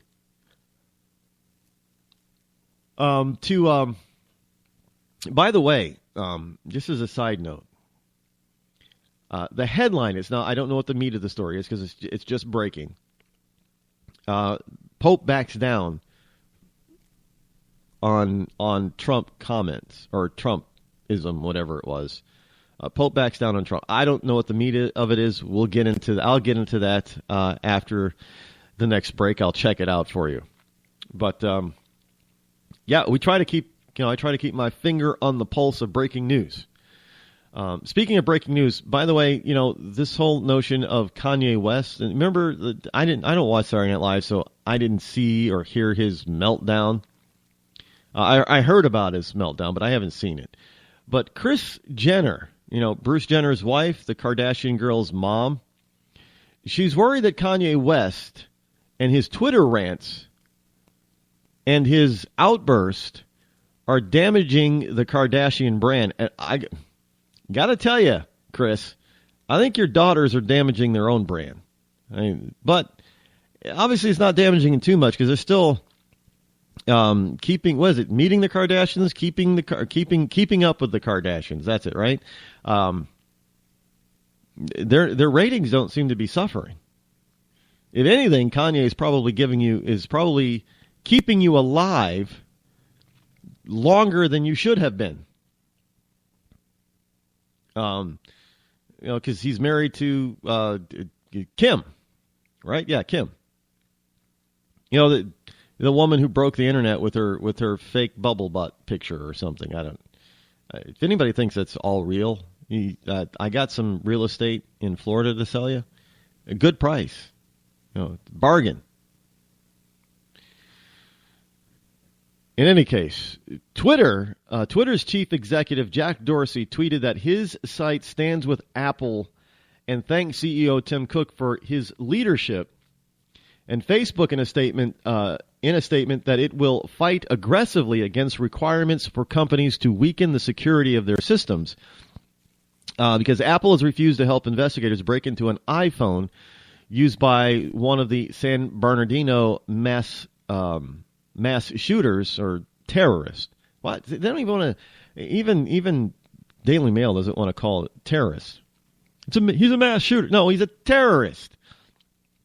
Now, the government is asking Apple to disable other security measures that prevent attempts to guess the phone's passcode. Now, Cook argues that once such a tool is available, the technique could be used over and over and over again on any number of devices, which would then could get into the wrong hands, and stuff like that often does get into the wrong hands, which would then,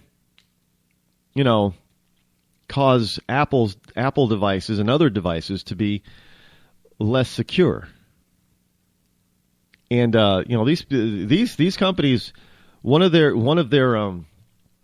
big selling points or touting points is their so-called perceived security. And if your perceived security is lax, then it's going to be very difficult for you to sell your product or your service because people aren't going to trust you. And one of the things that is very adamant that why people are able to feel so free to give so much personal data and information to Facebook is because Facebook is pretty much a very secure platform. It's not impossible to hack Facebook, and Facebook has found itself being hacked in the past, but it's not easy to do it. I mean, their encryption in their systems are very secure because it took them a lot of effort, a lot of time and money to coerce all of that information out of you, and they don't want to give it away for free. They want to charge people as much as they possibly can for that information about you. Same with Twitter and Google. They take this security stuff because look, if anybody is going to,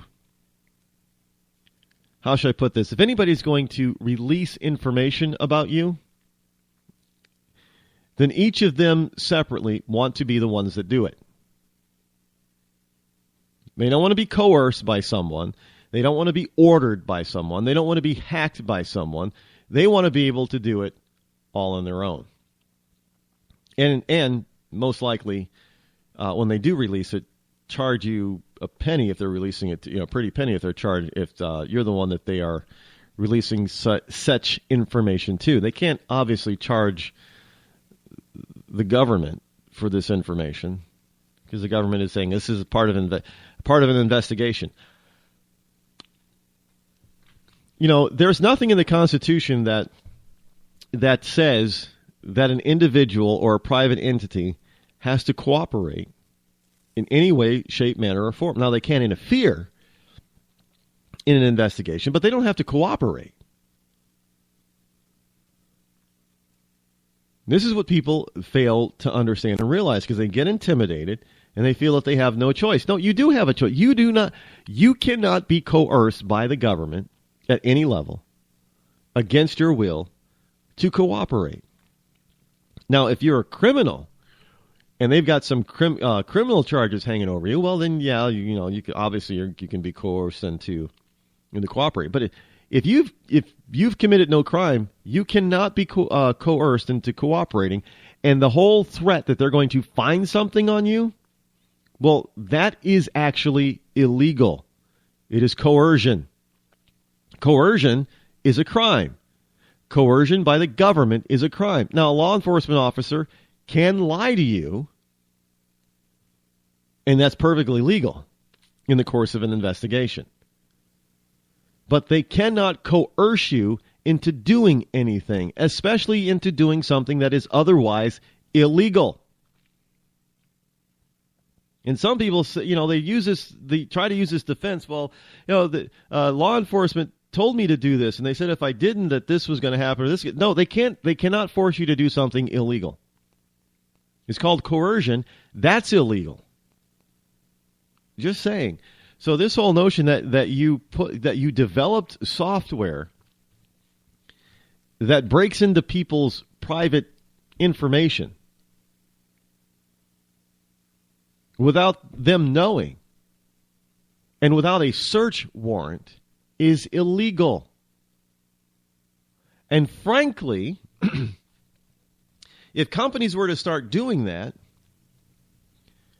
consumers would have a position, a good, strong legal position in a legal case to sue them.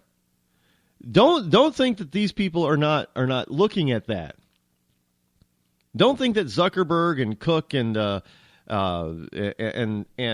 et al., Dorsey and the others are not looking at the risk factor. There's a program that I'm watching on Hulu, Second Chance. Now, Second Chance, if you haven't watched it, it's kind of sort of entertaining. And the only reason that I keep watching it, because I've just watched the 5th episode, the only reason why I keep watching it is because the premise of it is rather unique. It's not like most of the other shows out there. It's a cops and robbers show, but it has a different twist. Let me break it down to you really quick. Basically, what you have in the TV program, I don't even know what network it originally airs on. I think it's NBC. I'm not sure, but I watch it on Hulu. And the basic premise is the main character is a 70-year-old man who was a sheriff, longtime sheriff. And this sheriff was thought to be somewhat corrupt, and he was murdered. Although everybody in the news reported that it was a suicide because, people found out about his corruption, and it was a suicide. But it wasn't suicide, it was actual murder. Now, sometime in the future from his death, these two, they're twins, a boy and a girl twin, are rather geniuses. One is extremely smart, the boy. And he runs a company that's basically kind of like a Microsoft. The company is basically kind of the combination of a Microsoft and Facebook and Twitter type. You combine all those three together, and you've got this company that these two run. And they've got more money than God, obviously, and technology, extremely brilliant people, and technology up the wazoo. So they find a way to actually bring the Sheriff Pritchard, who's 70 years old, bring him back from the dead, literally. They put his life force, his life essence, his soul, if you will, into a new body, younger, stronger. It is his body, his DNA. It's his body at a younger time. So they bring him back. And the premise is they're bringing him back so he could, because the sister, the girl of the twins, has this rare blood cancer, and they bring him back in order to try to cure her and save her life because they're 20s, they're 20 millennials or something, they're late 20s, early 30s. And so they bring back the sheriff, and the sheriff realizes who he is and who he was, and his son is now an FBI agent, all grown up, 40s FBI agent. And he begins to help his FBI agent son. I know it's that would never happen in reality, even if you could bring somebody back to life. But he starts working with his son on cases and stuff. But the second chance is that he's trying to help people that possibly get screwed over,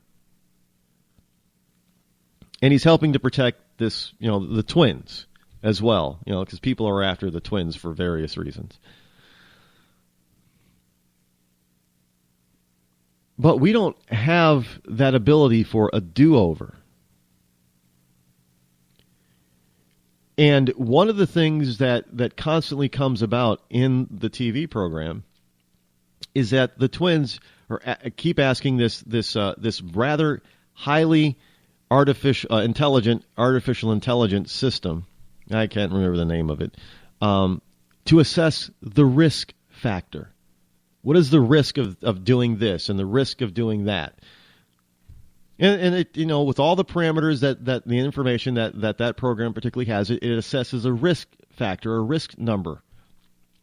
And then the people have to determine whether or not that particular action is worth the risk, the outcome of getting the outcome they don't want or getting the outcome that they do want.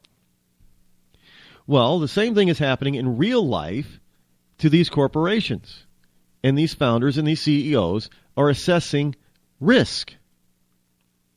And what they've done is they've ran the numbers. They've ran them every way from Sunday. And they saw that the risk factor on the negative side, the downside, is greater than the risk factor of opposing the federal government. So don't think that they're doing this out of some sort of, wanting to protect your information or protect you as an individual.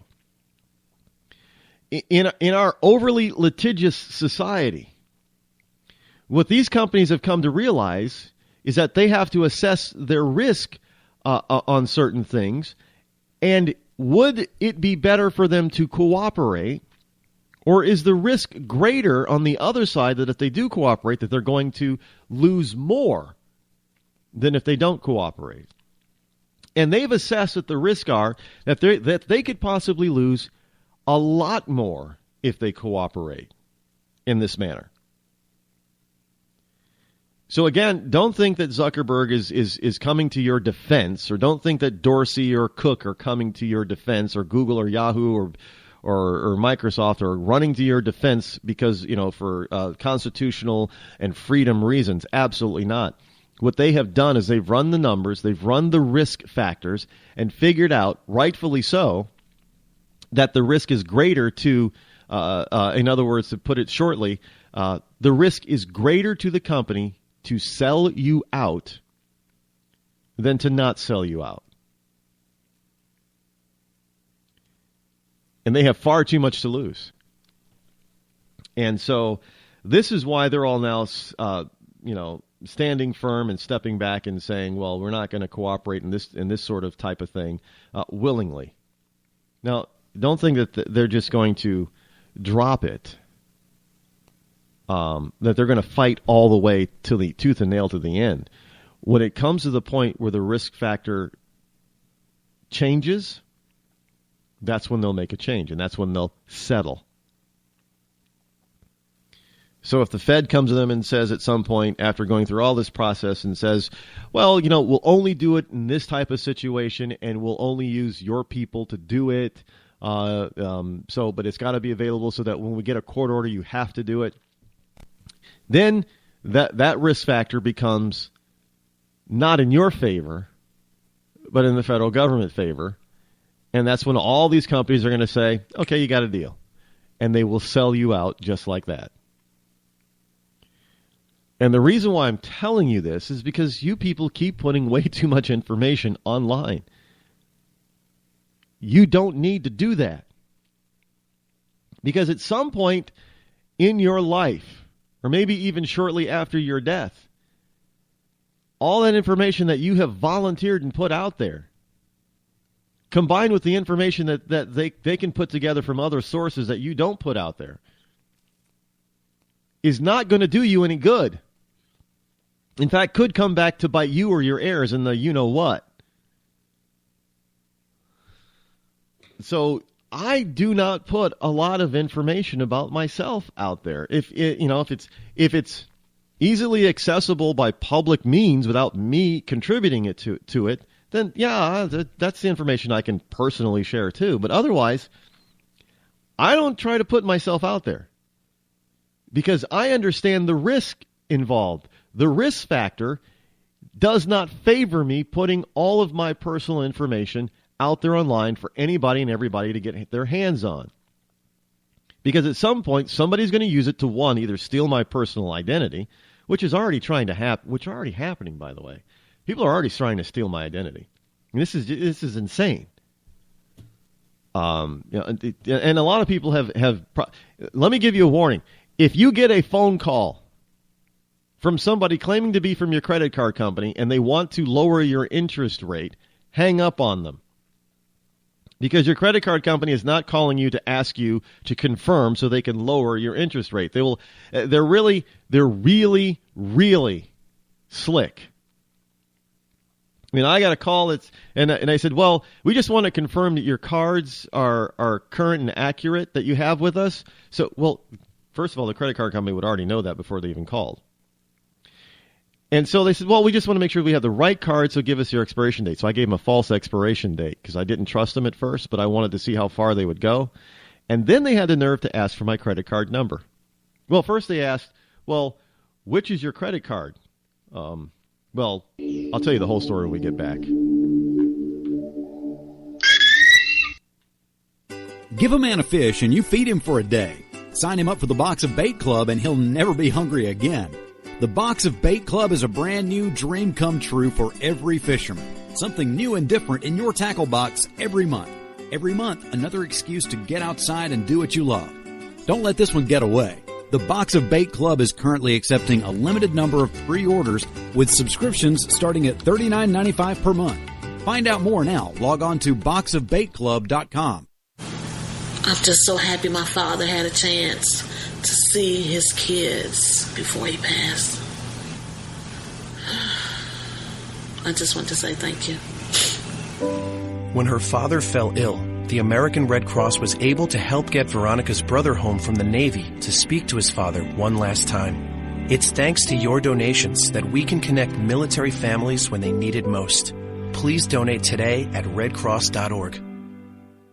When our water heater broke down last month, it was a nightmare. It took 5 hours for the plumber to show up, and he charged us a couple of $100 just to come out. And then it cost another $1,800 to put in the new water heater. By the time it was all said and done, I felt like I'd been taken. But what else could I do? The smartest thing you can do is get a home warranty from American Residential Warranty. Their home warranties pay to repair or replace all your major appliances when they break, and they will break, and at the worst possible time. Call American Residential Warranty right now for free information on home warranties starting at just pennies a day. Don't wait for your refrigerator to stop running or your ceiling fans to stop turning. Call American Residential Warranty right now. Ask how you can save up to 50% on washer and dryer coverage. Just call 1-800-616-8010. That's 1-800-616-8010. Again, 1-800-616-8010. Call now.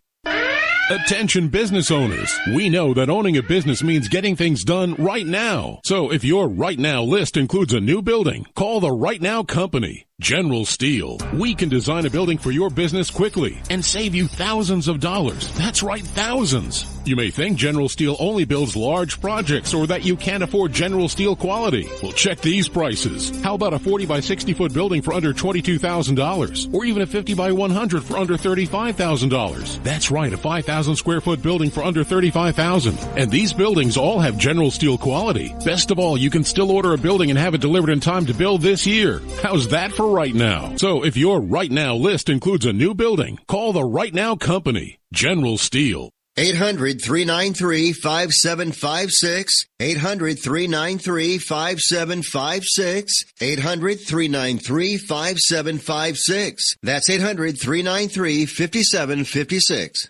Tired of paying outrageous prices for Viagra? Well, we have great news for you. Now you can finally get Viagra at huge discounts. Healthy Man allows you to save up to $500 on Viagra. Why pay U.S. pharmacy prices of $15 per pill or more when you can get Viagra for less than $3 a pill? Call today and get 40 Viagra pills for only $99. This can cost as much as $600 at your local pharmacy. You can't afford not to call us. If you want Viagra at the lowest prices, never pay $15 a pill pharmacy prices again. Get Viagra for less than $3 a pill. Call 800-595-2614 today and save up to $500 and get 40 pills for just $99. Healthy Man is fast, easy, and affordable. Operators are waiting at 595-2614 to take your call now. Call 800-595-2614. That's 800-595-2614. Again, 800-595-2614. Boy, man, I had a rough night's sleep. Boy, I got a letter from the IRS yesterday and I just couldn't sleep. Man, I'm dying here. Somebody help me. IRS problems affect more than just your finances. If you're ready to take back control of your life and you owe more than $10,000, you need to call the tax doctor. Their expert staff can immediately protect you from the IRS and state collectors and get you the best possible tax settlement guaranteed. The IRS has recently released new programs geared in helping struggling taxpayers, where you may qualify to settle your tax debt and wipe out up to 85% or more of what you currently owe. If you owe $10,000 or more in back taxes, call the tax doctor right now. See if you qualify to pay less. 800-989-1694. 800-989-1694. 800-989-1694. Again, 800-989-1694. On the battlefield, there's a saying America's military men and women live by. Never leave a fallen warrior behind. Ever. Off the battlefield, Wounded Warrior Project operates with the same goal. We leave no warrior behind. Wounded Warrior Project is a non-profit organization created to help our men and women returning home with the scars of war. Whether those scars are physical or mental, we're here to make sure that they heal. And whether it's helping those with post-traumatic stress disorder live a normal life again, or giving much-needed support to injured warriors in veterans' hospitals. Because no one deserves our help more than the men and women who risk their lives to keep us safe. Wounded Warrior Project. We never leave a fallen warrior behind. Ever. Learn more about what we do at woundedwarriorproject.org. Zinc Media. Feel the power of knowledge.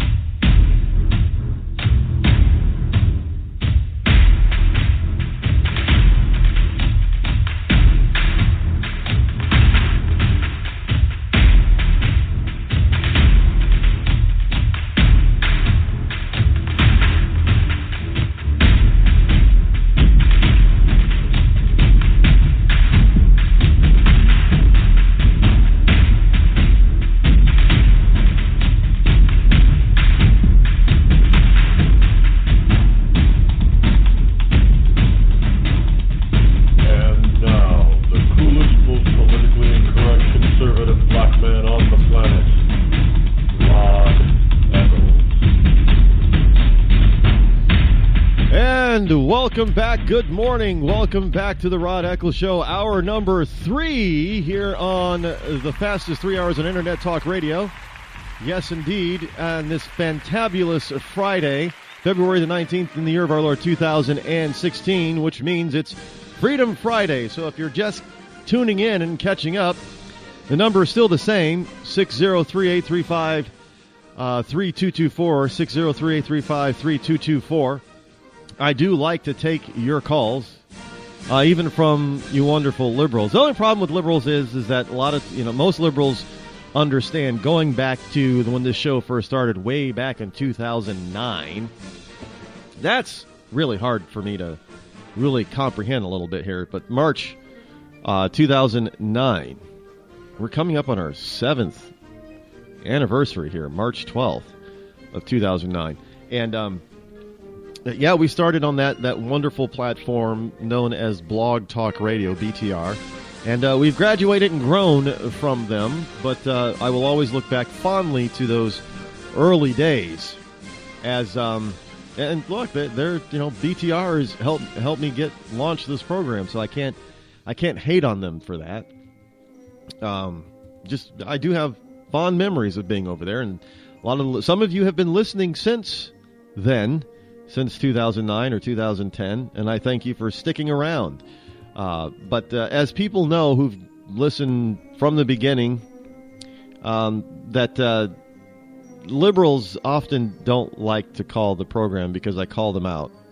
I don't attack them personally. I just attack their lack of logic.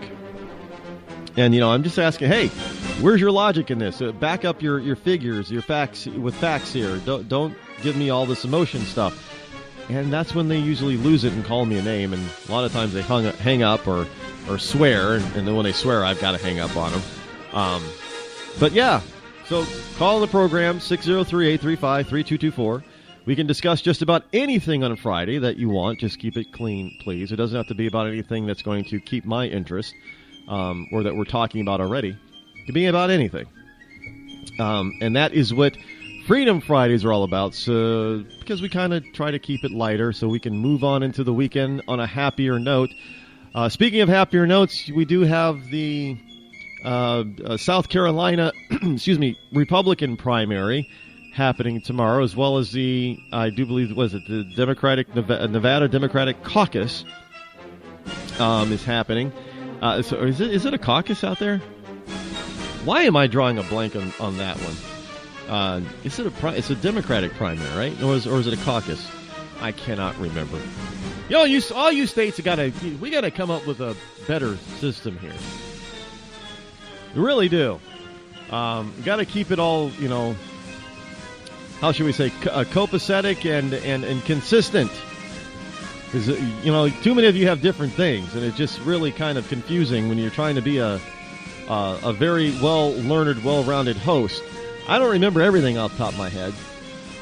I'll admit that. I don't. I get not confused, but I get certain things, nuances, incorrect, but not on purpose. It's simply because you're all too complicated. That's why.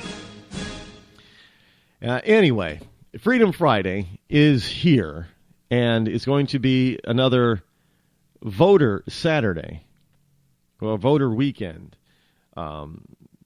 And people will get to finally cast they're expecting record Republican turnout at the South Carolina primary. And if that turns out to be true, that will be the third preliminary vote that has a record turnout for Republicans, which does not bode well for Democrats at all. Because whenever voter turnout is extremely high, especially when you get massive amounts of Republicans and independents to come out and vote, that does not bode well. It has not traditionally bode well for Democrats. But if Democrats can get out the Democratic vote while the Republicans stay at home, well, that's always good for Democrats.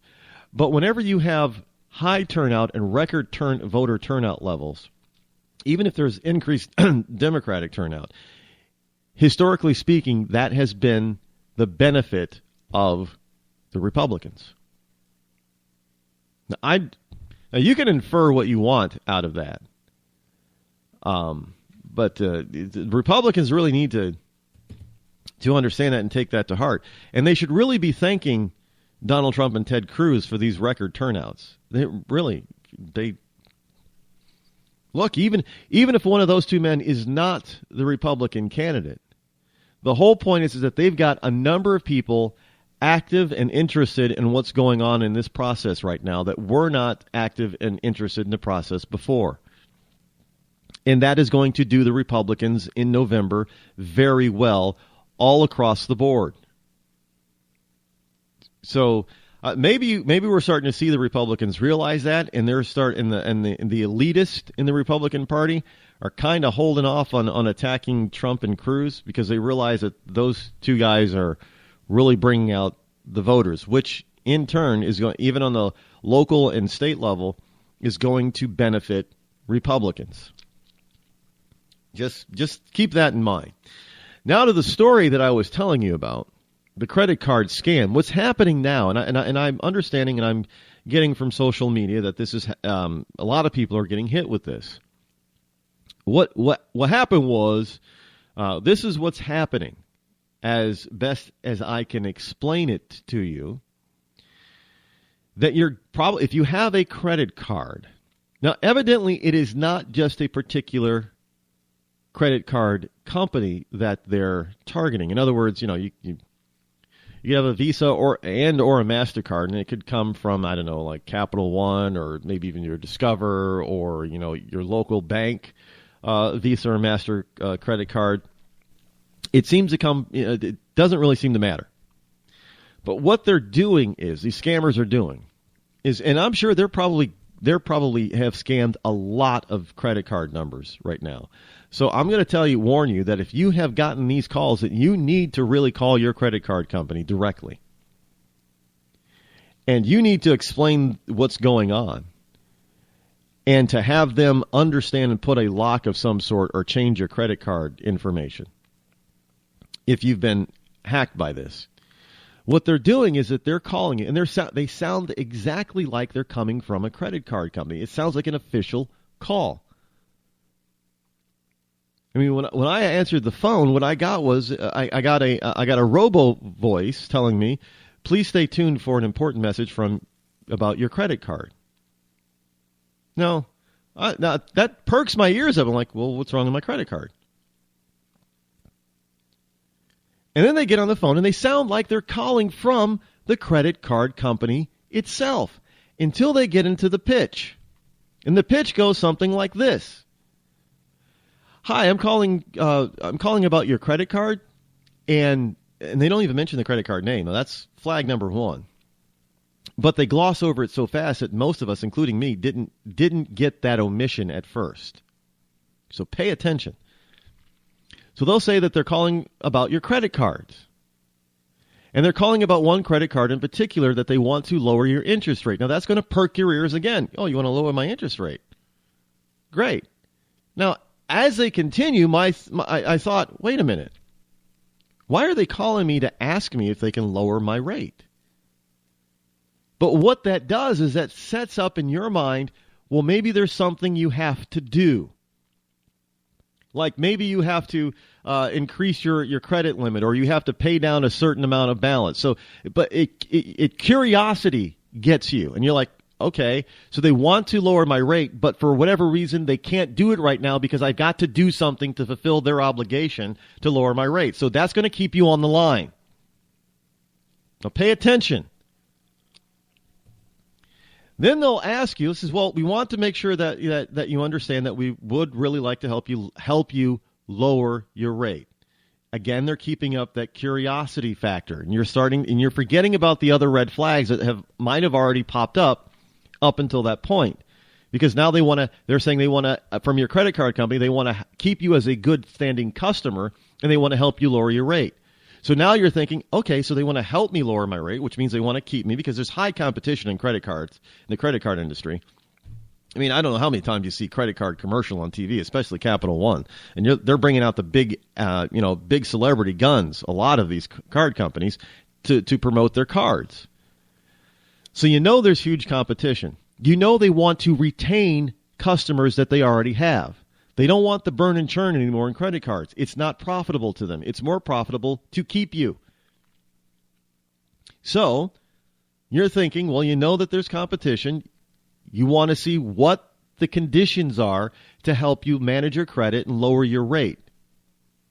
Everybody wants to lower their rate.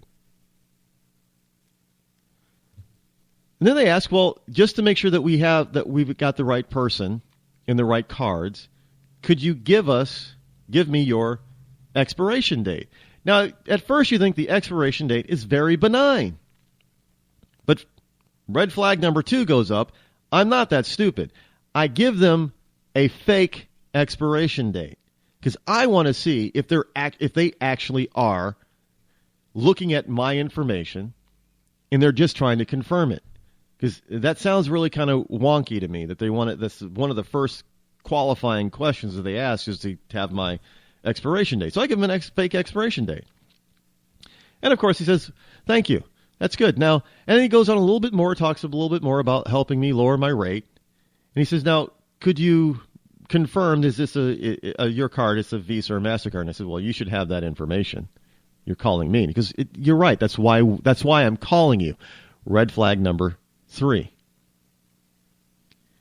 Well, first of all, my credit card company isn't really going to call me to ask me to confirm the type of credit card I have because they know what kind of credit card I have. They know it. Because, well, he says, but you're right, we have that information, but could you confirm your credit card number? Now, here's red flag number 4.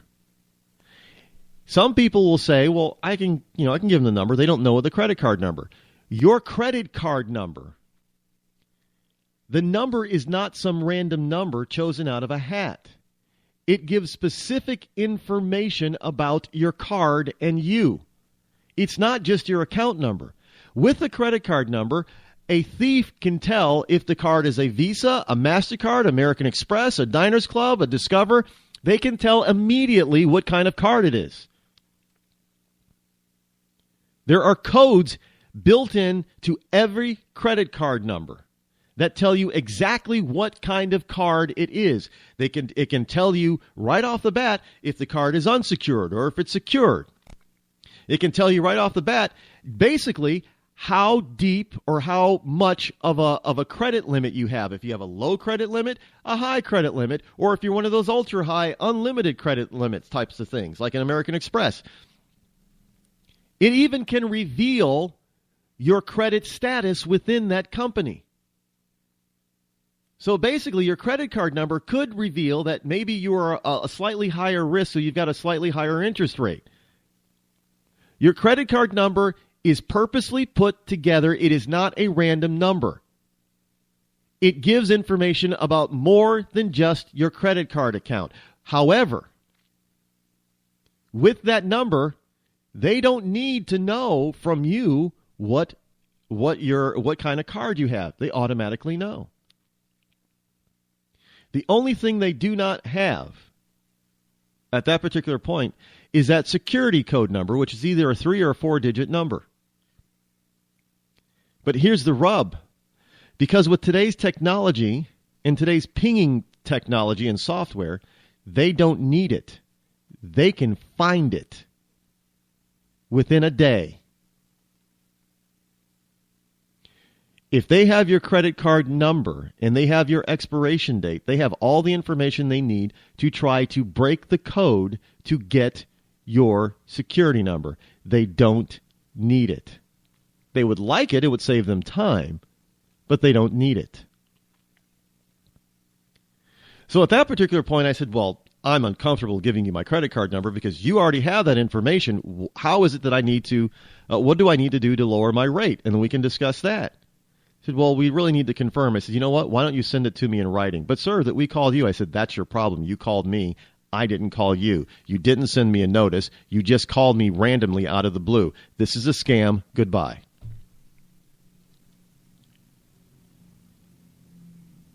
And when you know it, they tried calling me back the same day. Different person got on the line, but it didn't even get very far. But I'm telling you, they make it sound like very quickly that they're legit. But you have to listen to their questions. And if you at any point you get uneasy or you have a question, you just say, you know what, how about I give you guys a call back a little bit later, I'm very busy, and hang up. And then call your credit card company. And sure enough, my credit card company says, no, we don't have that type of a program at this point in time. So there's a new scam out there. And it's a big one. And if you're listening to them on the phone, it sounds like there's a lot of people in the background, you know, like a regular call center, a credit card call center. It sounds like there's a lot of people back. There might be a lot of people in that room pulling off this scam. There might be. But it adds to the persona that they're real and that they're legit. Don't fall for it. And if you get that kind of a call, you need to call your credit card company right away and alert them to what just happened.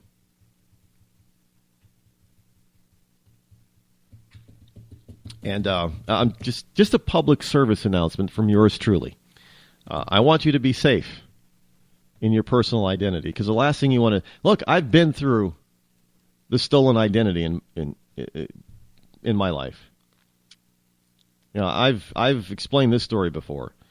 That I've had my identity, back in the early 2000s, to come to find out my identity was stolen, and somebody purchased a car in my name in Indiana. Now, I didn't know this, and the weird thing is that it didn't appear on my TRW at that point. I think it was TRW. I think it's Experian now. It didn't appear in my credit report that I had this outstanding car debt. I didn't see it. Doesn't mean that's, there are three major credit bureaus, if you will, and they all don't have the same information, and they all don't share the information between each other. And there are also other regional and local credit agencies. So just because you got one, you go to one and you get their credit watching whatever, it's only watching that one credit service, not the entire credit industry. So, but I didn't see it on my TRW at the time. But lo and behold, I start getting these calls from a bank.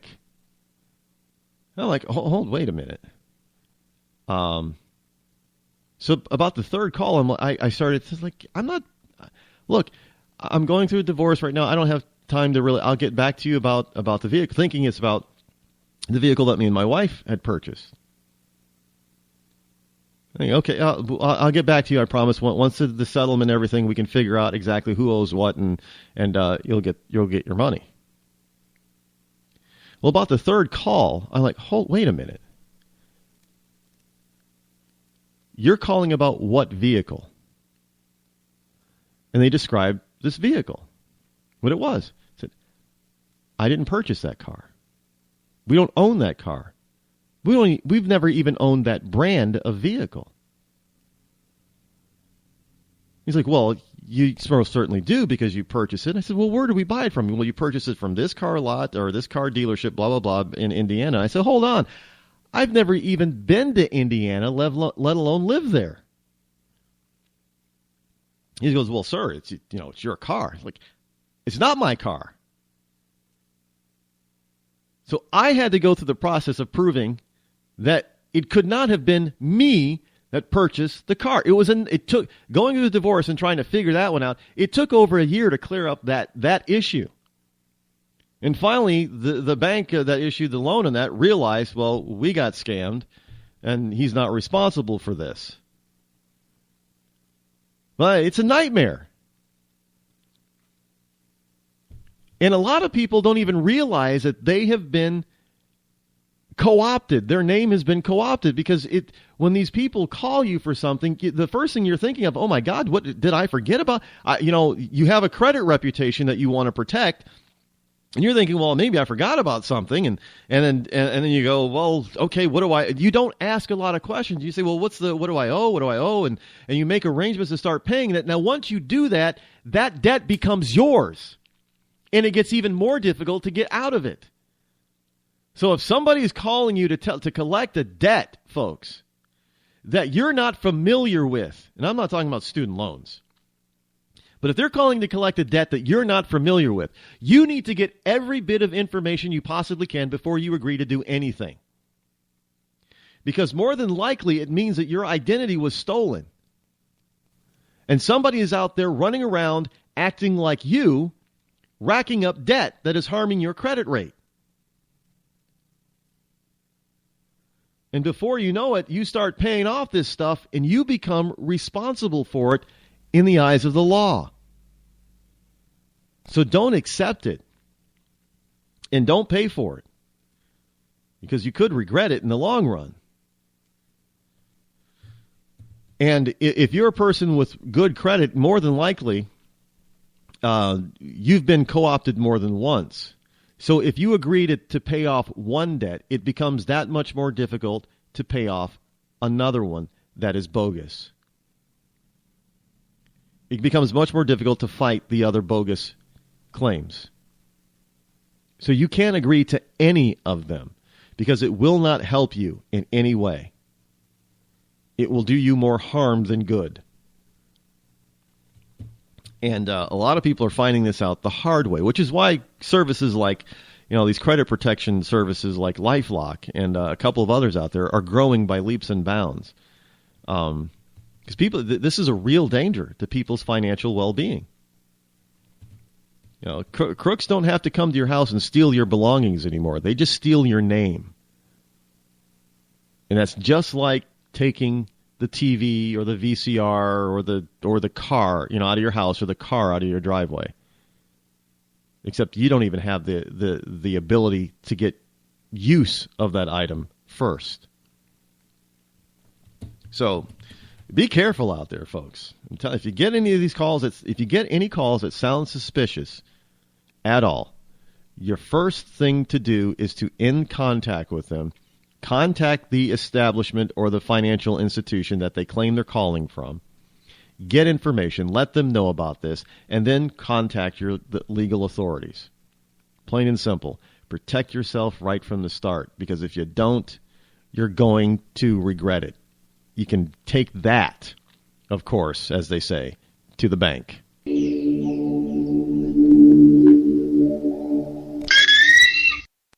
Your credit score is a joke, and you're too embarrassed to let anyone know your 3-digit score. Sucks to be you, but it doesn't have to. Delete all those unsightly derogatory items, collections, charge-offs, repossessions, judgments, tax liens, bankruptcies, and foreclosures. To turbo boost your credit scores, call 888-541-5571 or visit us at 700creditnow.com. You've heard the old adage, cash is king. But in some cases, credit can be just as powerful as cash. Not many people have $200,000 to put down on a house, or $50,000 to put down on a car, or $25,000 to put down in a business. But look around and you'll find that millions of Americans do have homes and cars all purchased with little to no money down.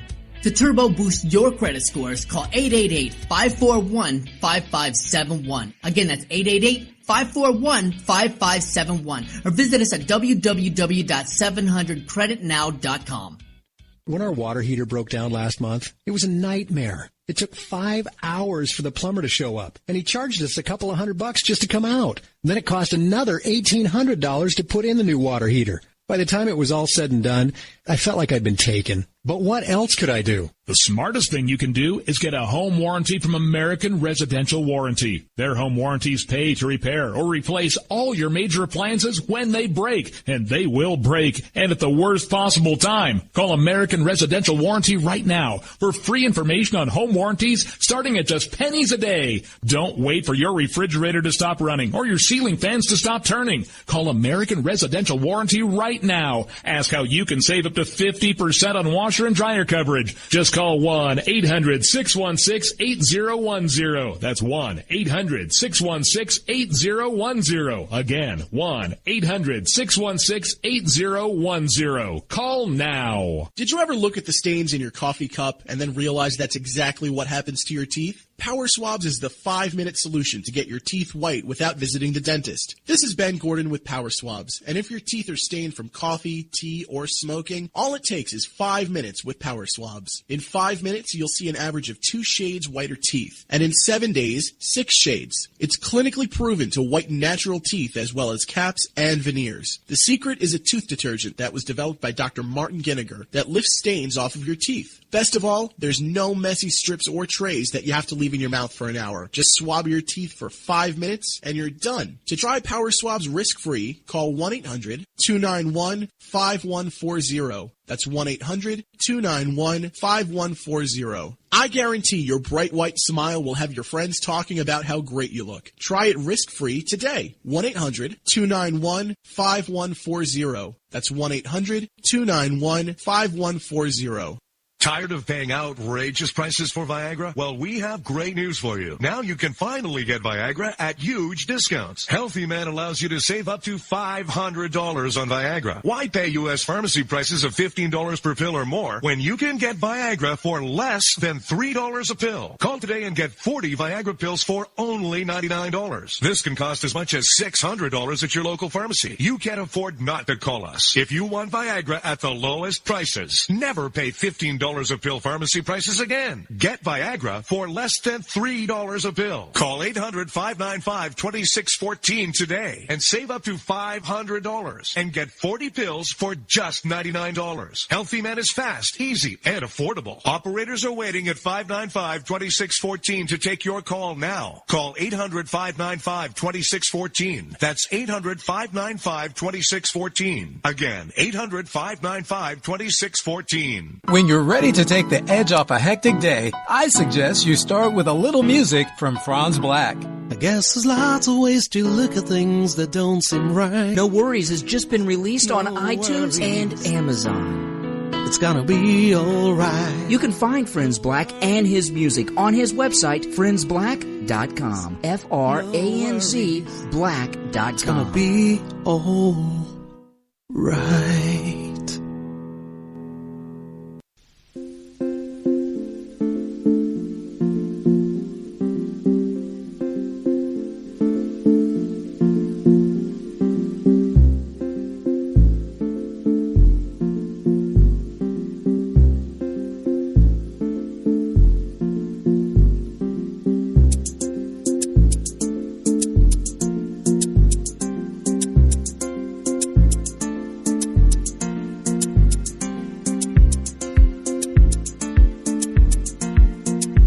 Welcome back. 603-835-3224 is the number to call should you wish to join me here on the Rod Eccles Show. It is Freedom Friday. Some people might say Freaky Friday, but it's not that freaky.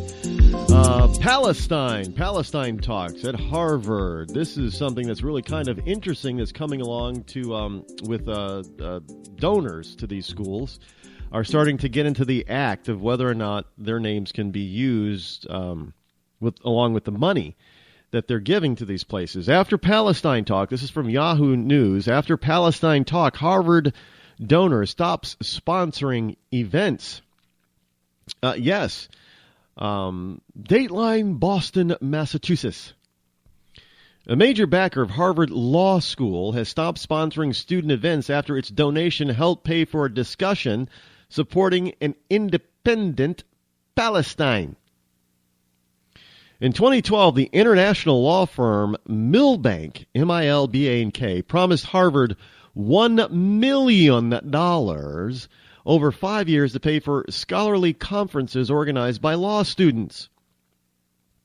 But after the money was used to support an event hosted by the student group Justice for Palestine, the law firm, Justice for Palestine, the law firm asked Harvard Law School to use the money for other purposes. Now, a call to Milbank's New York headquarters weren't returned immediately, but Harvard says Milbank wanted to avoid creating any misimpressions that the firm endorses the viewpoints expressed by any particular student organization or journal, according to the statement provided by law school spokesman Rob London. Now, this all happened because back in October, students in Justice for Palestine hosted a talk examining what they say is a movement to suppress advocates of an independent Palestine. Now, Harvard had previously awarded the group $2,000 to hold events throughout the semester using the Milbank donation.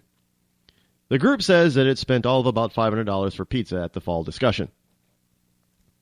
Now, before the event, an email from the law school's dean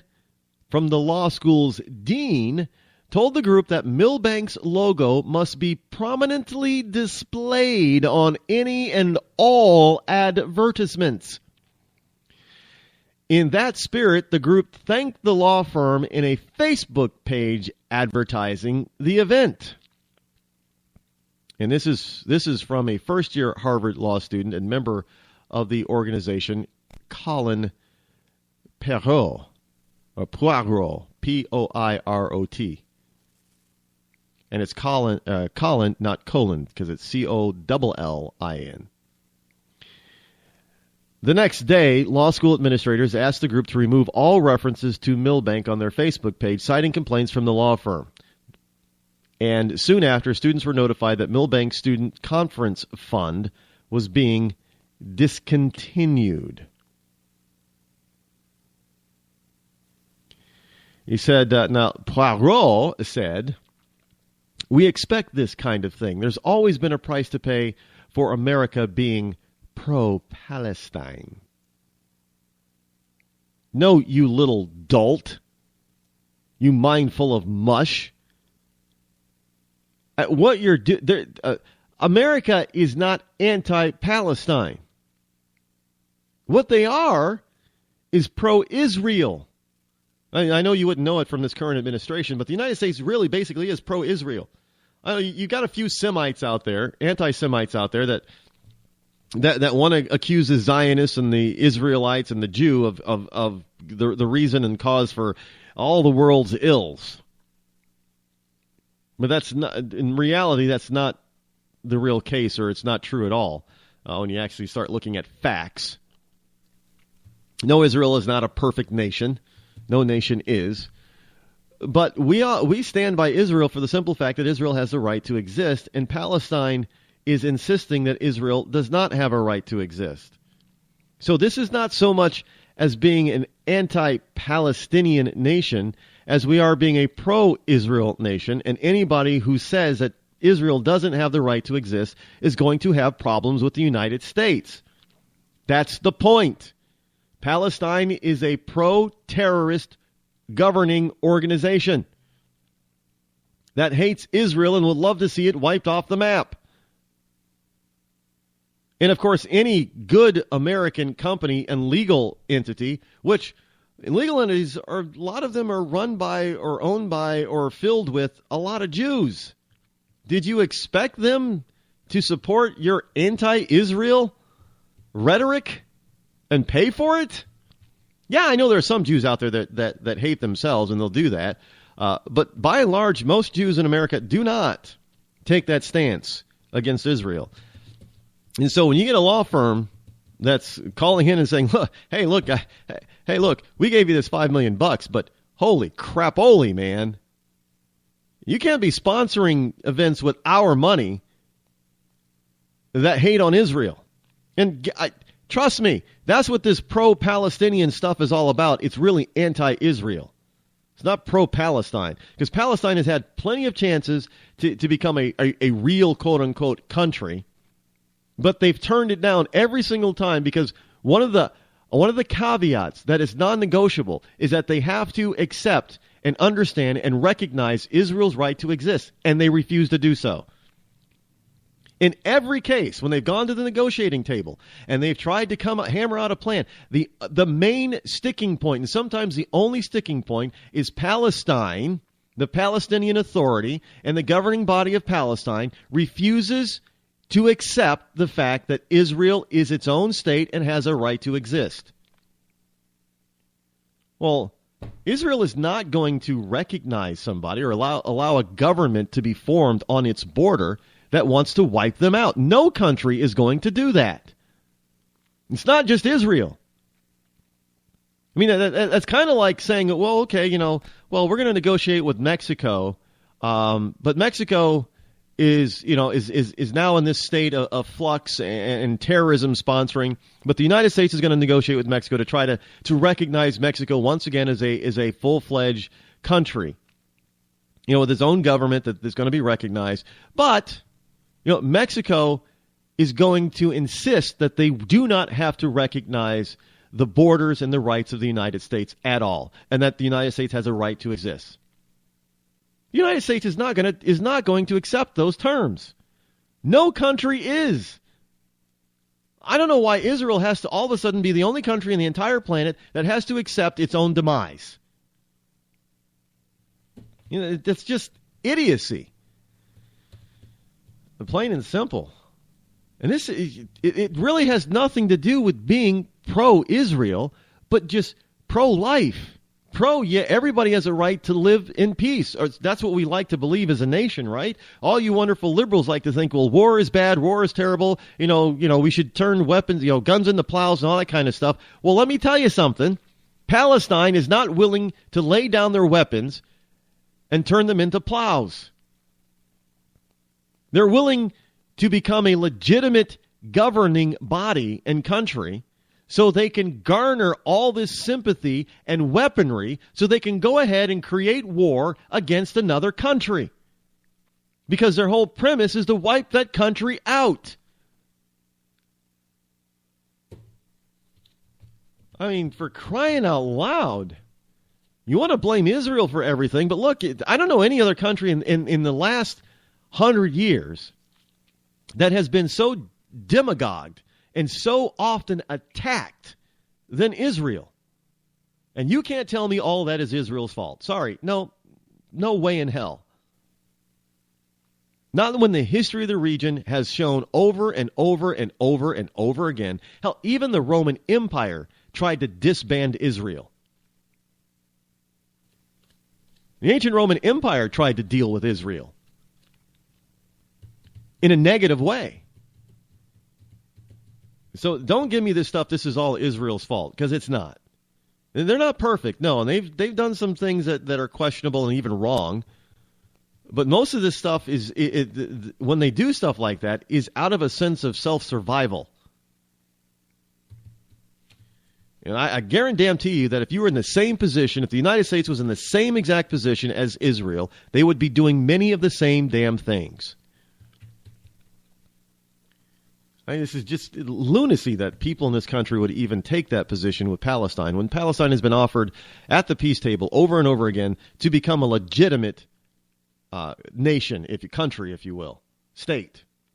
And every single time, they have turned it down because they refuse to recognize Israel's right to exist and to live with them in peace.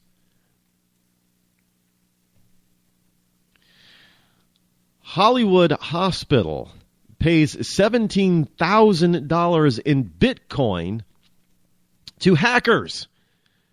FBI is investigating. Hollywood Presbyterian Medical Center paid a $17,000 ransom in Bitcoin to a hacker who seized control of the hospital's computer systems and would give back access only when the money was paid. So the hospital's chief executive said, Can you imagine this? Somebody hacks into a hospital system, seizes control of it, and your life is on the line. Your health is on the line. I'm just surprised that it was only $17,000. Now, I can fully understand why they wanted the Bitcoin ransom, because they think Bitcoin is impossible to track. That's not so, by the way. For if you're that hacker, you've basically, if this is true, you've basically given the investigators a roadmap to you. And you think you're going to be smart by probably routing, through different accounts for different services all over the world. But let me tell you something. It all comes back to you. And it may take them a while, but trust me, the FBI and the federal government employ some pretty smart people on doing this type of investigation. They will find you. You've given them a roadmap to you. and you think that you're using Bitcoin especially. People think that Bitcoin is this anonymous type of system. Bitcoin is not anonymous. It is not. And by its very nature and how it exists, it can't be anonymous.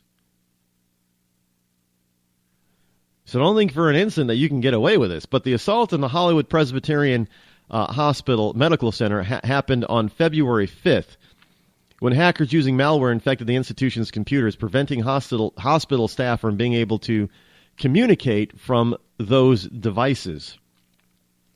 Now, the hacker demanded 40 Bitcoin, which is the equivalent of about $17,000. And so the hospital paid the $17,000 in the form of Bitcoin, which comes out to be. I didn't realize Bitcoin was worth that much. Bitcoin is not real. It's an algorithm. And I don't know how that algorithm, I don't know hardly anything about Bitcoin, to tell you the truth. What little I do know, I don't particularly like it because it's a system that can, they always, I know I've had people try to talk me into getting into Bitcoin and to accepting Bitcoin and to using Bitcoin, all that kind of stuff, and to do this Bitcoin mining type of thing. And let me tell you something. Bitcoin, like every other currency on this planet, can be manipulated. And it has been proven to have been manipulated, which is why 40 Bitcoin today is worth $17,000. People actually invest in Bitcoin like a stock because they expect the value to go up.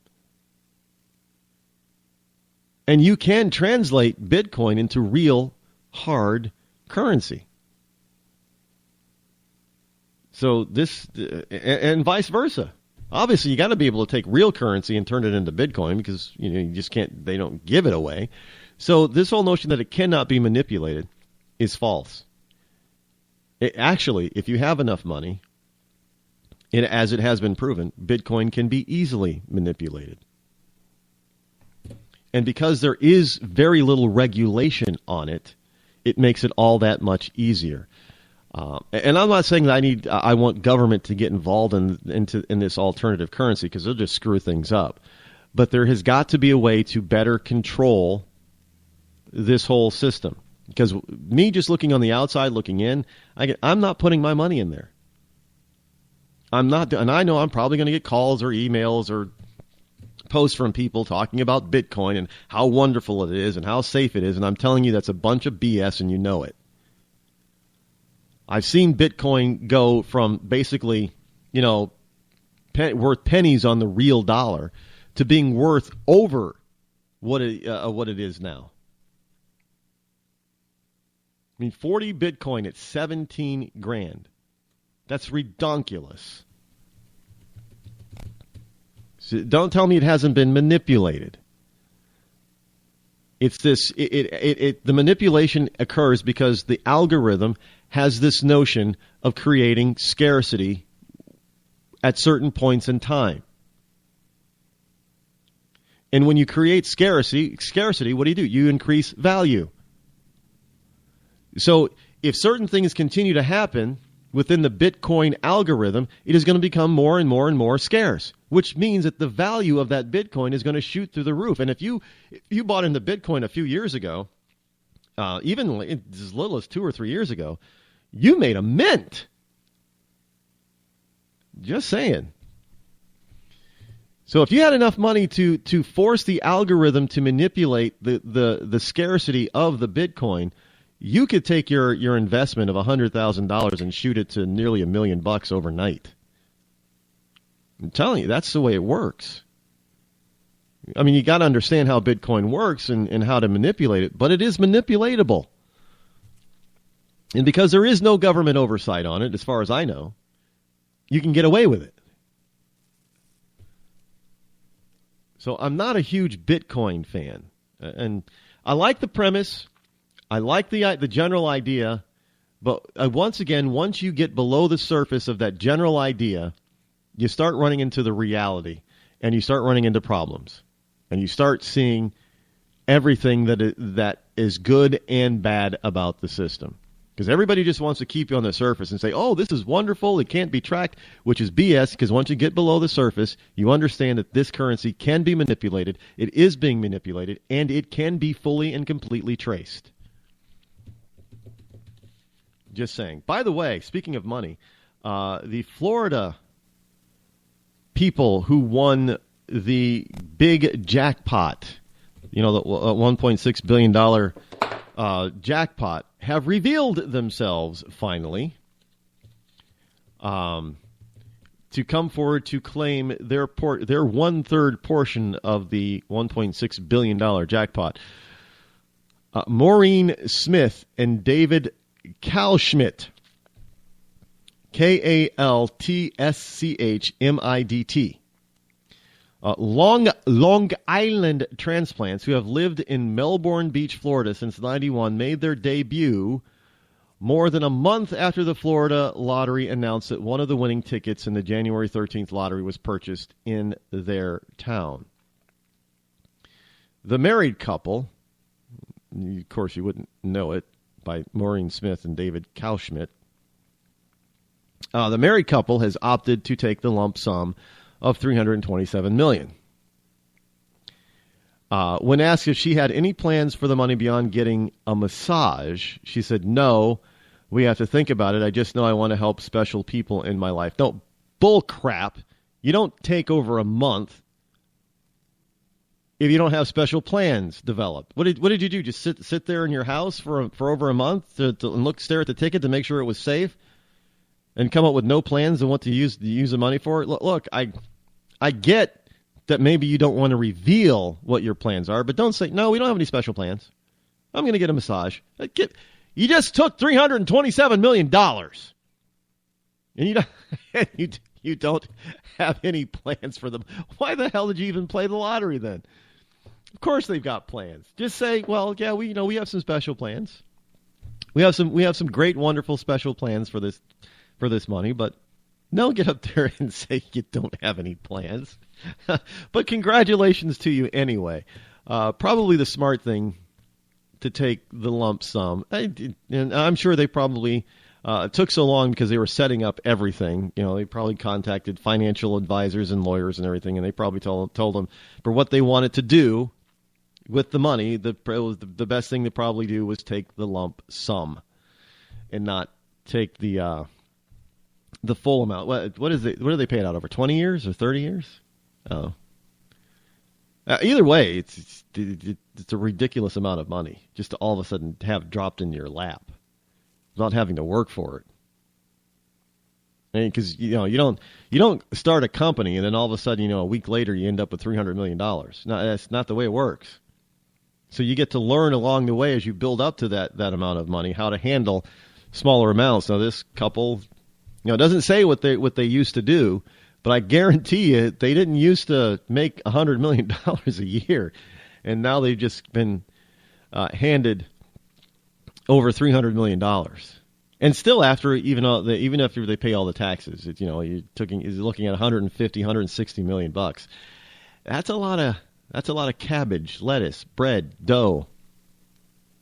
Smack, clams, whatever acronym you want to use. That's a lot of it. Speaking of having a lot, there's a billionaire who just went out there and spent $500 million. That's $500 million for 2 paintings. That's right. Billionaire Ken Griffin paid about $500 million for 2 paintings by abstract expressionist masters in one of the largest private art deals ever.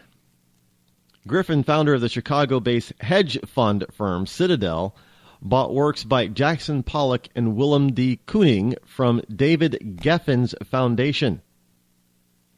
So Ken Griffin bought paintings from David Geffen to the tune of nearly $500 million. Now, I don't know any paintings that are worth $250 million or $300 million. I'm sorry, but when you're talking the rarefied air of multi-billionaires with cash, You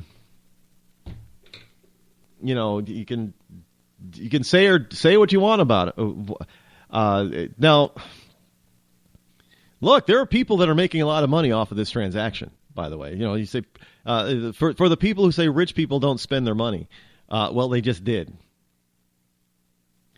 and a lot of people are going to get salaries based on that sale. They are playing, from the gallery people to, the shipping people to, and probably insurance agents. And a lot of people are going to get a cut of that $500 million.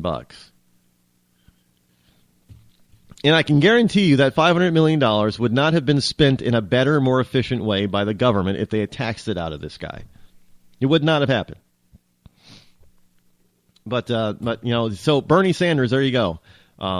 You would not have $500 million in the hands of government is not the same as $500 million in the hands of private citizens willingly spending their money. Because everybody's going to be a lot more efficient with that cash that they get than government could be. Because government doesn't have a reason to be efficient because you can't go anywhere else. Government, if you get government programs are it. There's no private alternative, sector alternative. That's what it is. By the way, Miami Police Union is calling for a boycott of Beyonce because of Beyonce's performance at the Super Bowl. New York City, be careful out there if you're in New York City. 3 knife slashings and 1 stabbing in New York City in 3 days. I guess people don't need guns, do they? No, they don't. But so what are they going to have? Are we going to have knife control now in New York City? Well, knowing New York City and de Blasio, probably. We might just get that after all. And a secret, there's all kinds of stuff that we didn't get to today. So I hope you guys have a wonderful weekend coming up and enjoy your freedom as we bounce out of here for the weekend. Understand that we will be back here on Monday, bright and early, same bat time, same bat channel. Until then, thank you for listening to the Rod Eccles Show. I am Rod Eccles. Have a great weekend. Enjoy your freedom. I'll see you on Monday. I'm out.